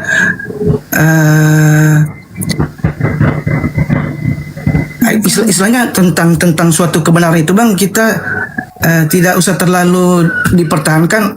Maksudnya macam saya juga kan, saya dulu masih bilang sama abang, saya tidak terlalu mempertahankan apa yang diberitakan pendeta. Tapi saya mempercayai ini atas dasar pengupasan saya sendiri seperti itu bang. Jadi saya tidak terlalu istilahnya kalau hal-hal nggak terlalu penting dalam menyangkut keselamatan, saya nggak terlalu fokus untuk membahas macam penyebutan nama Allah begitu loh bang, seperti itu. Jadi hal-hal inti saja dalam kepercayaan saya yang menyelamatkan jiwa saya, itu yang saya cari sebenarnya bang. Jadi macam saya percaya kepada Yesus, itulah sumber-sumber inti untuk kehidupan saya sesudahnya bang, seperti itu. Kalau untuk masalah istilahnya kehidupan secara lahiriah itu terlalu apalah bang untuk kita jaga. Kalau untuk kita jaga istilahnya, kembali lagi bang, saya bilang sebanyak-banyaknya perbuatan baik, lebih banyak perbuatan jahat yang kita lakukan bang, seperti itu. Walaupun dalam konsep keselamatan kita berbeda-beda bang, walaupun orang jahat di dalam kepercayaan abang kan tetap masuk surga kan bang, sama juga. Jadi bukan sama istilahnya, kita ada yang macam sedinar sehari, walaupun dia jahat tapi dia bertobat, dia masuk surga. Tapi kalau dia baik, dia dalam arti kata rajin beribadah, dia soleh, tapi begitu dia mau meninggal, istilahnya dia melakukan selingkuh atau apa, dia meninggal mati dalam dosa, itu nggak masuk surga, seperti itu bang. Jadi saya kalau untuk mengupas masalah hal-hal yang lahiriah, untuk perdebatan, untuk masalah apalah seperti itu tidak terlalu apa, iya seperti begitu bang sama saya. Baik, Bung, sebelum Al-Quran diwahyukan, orang-orang di sana itu menggunakan bahasa Arab. Dan hebatnya lagi, Al-Quran datang menantang mereka. Orang Arab itu dikenal dengan pesair unggul.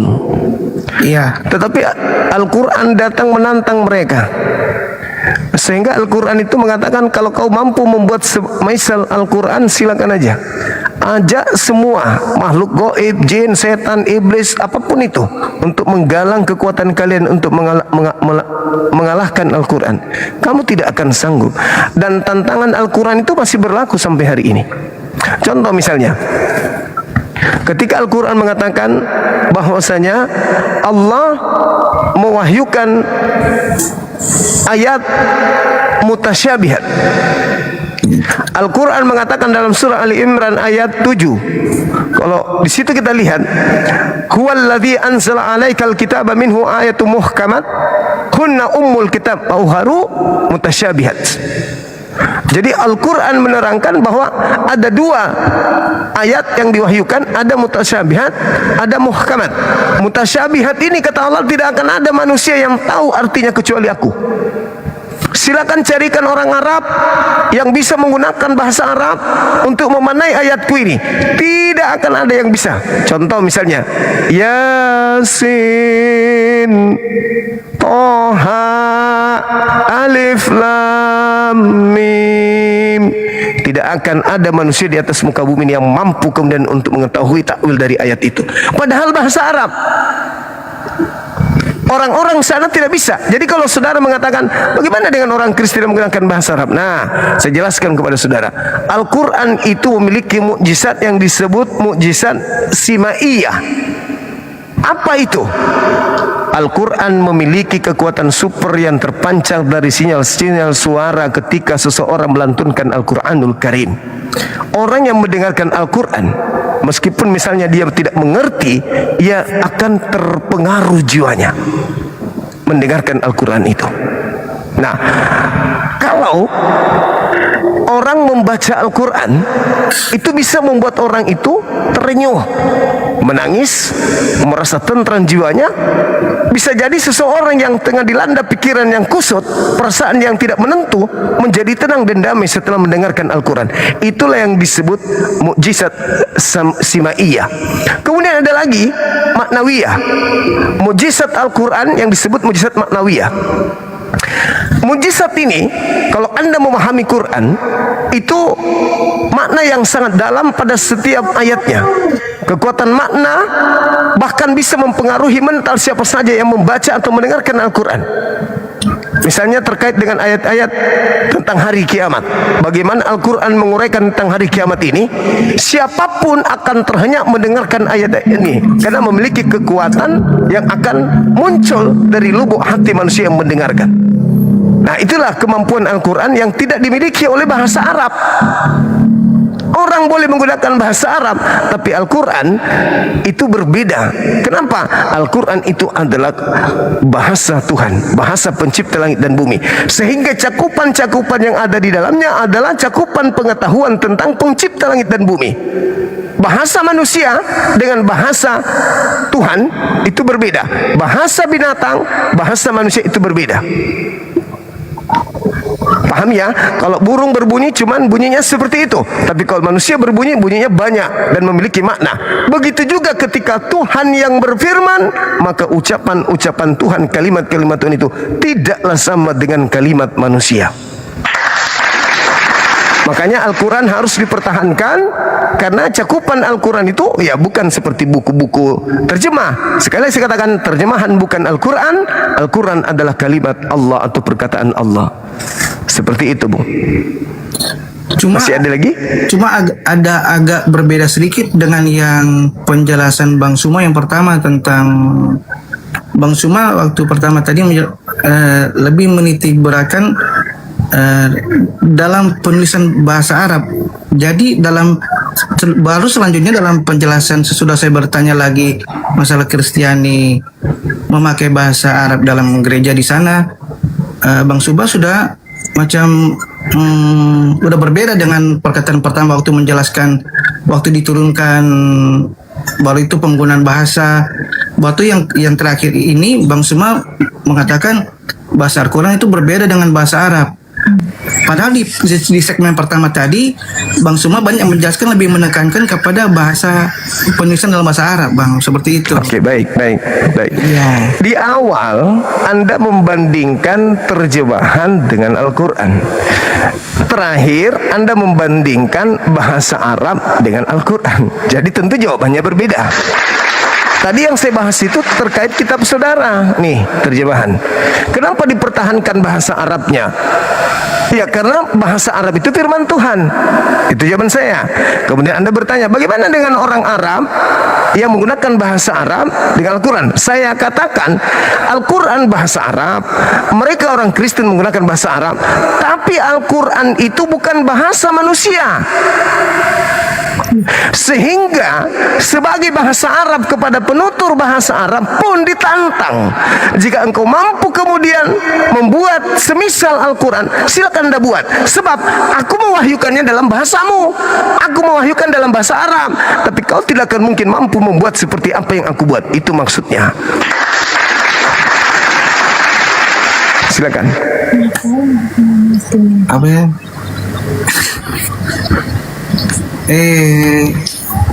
Saya izin pamit dulu Bang Iwan. Boleh Bang, boleh. Abang besok live juga? Abang besok live juga? Insya Allah iya. Iya, oke. Iya, saya. Nanti kalau mudah-mudahan saya besok ada waktu Baik. lagi. Makasih Bang, makasih. Iya, siap. Makasih Bang sudah bisa. Sama-sama. Malam.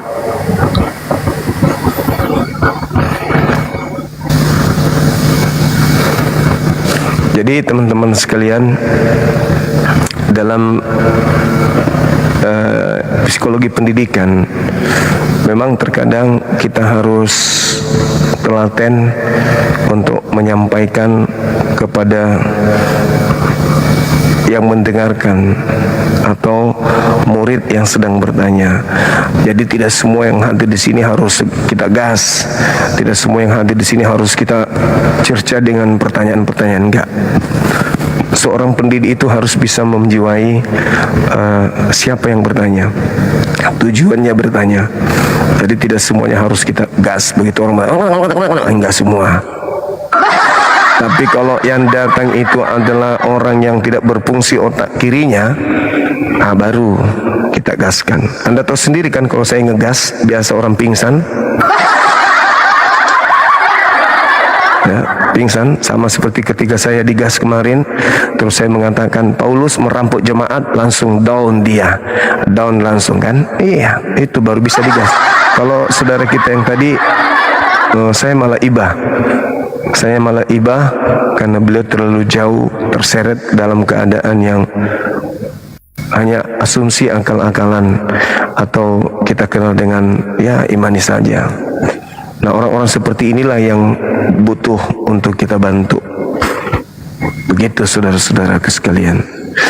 Untuk mengantarkan mereka kepada hidayah tidak butuh sejam, 2 jam, 3 jam.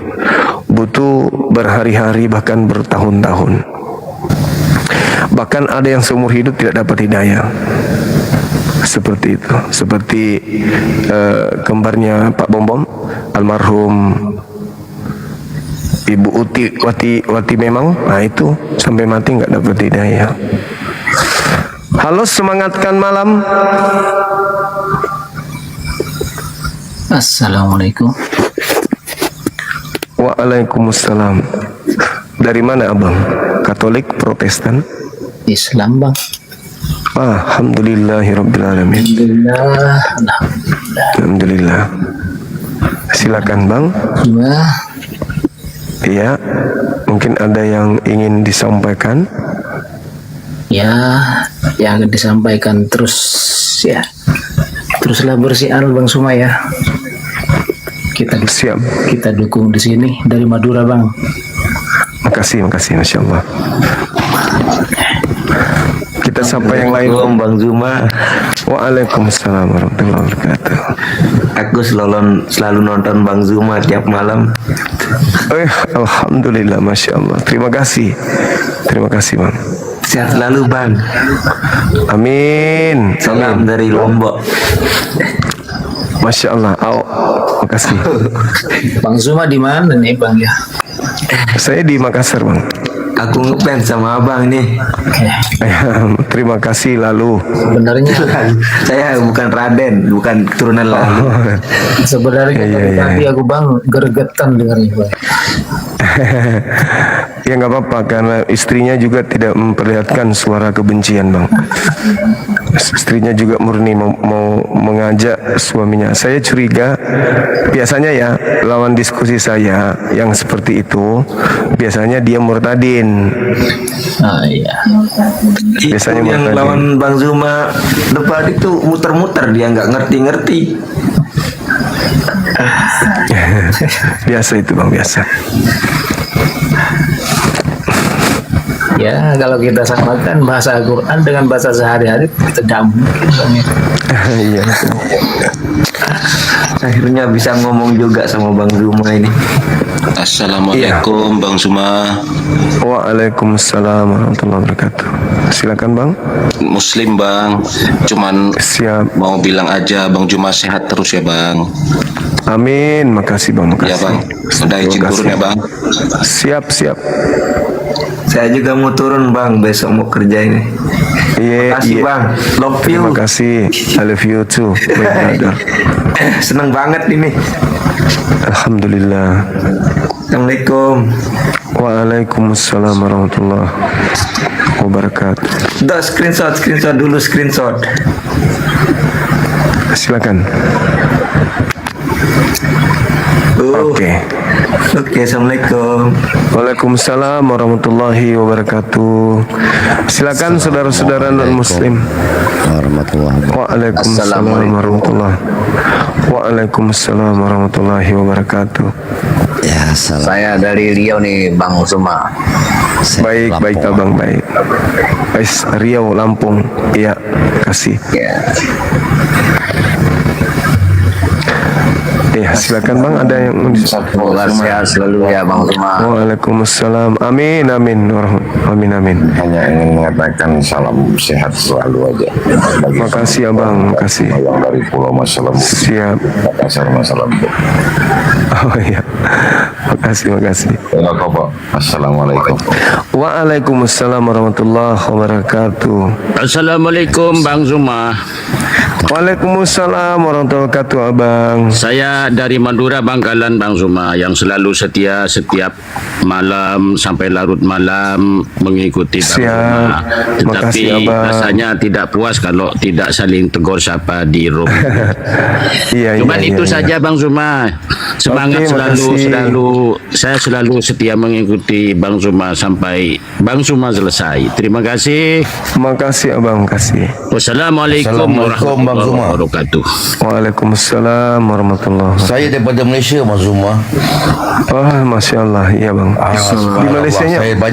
Saya banyak mendengar cerita-cerita daripada Bang Zuma, penerangan pada Bang Zuma. Kadang-kadang kita orang Islam ni pun kadang kekurangan ilmu juga. Tapi Bang Zuma banyak mengkomplitkan ilmu saya, dan juga sahabat-sahabat saya di Malaysia sebenarnya ramai yang masuk dalam live Bang Zuma. Banyak sangat. Oh, siap. Abang di Malaysia di mana abang? Saya di Kuala Lumpur, Bang Zuma. Oh, Kuala Lumpur. Anak saya lagi di saya Johor. pernah pergi ke saya pernah pergi ke Makassar cari Bang Zuma tapi tak jumpa. Oh ya. Oh ya. So, maaf. InsyaAllah lah. InsyaAllah satu hari nanti mungkin Allah Ta'ala akan mengizinkan kita jumpa. Sebenarnya Amin. saya biasanya saya pernah berdialog dengan orang daripada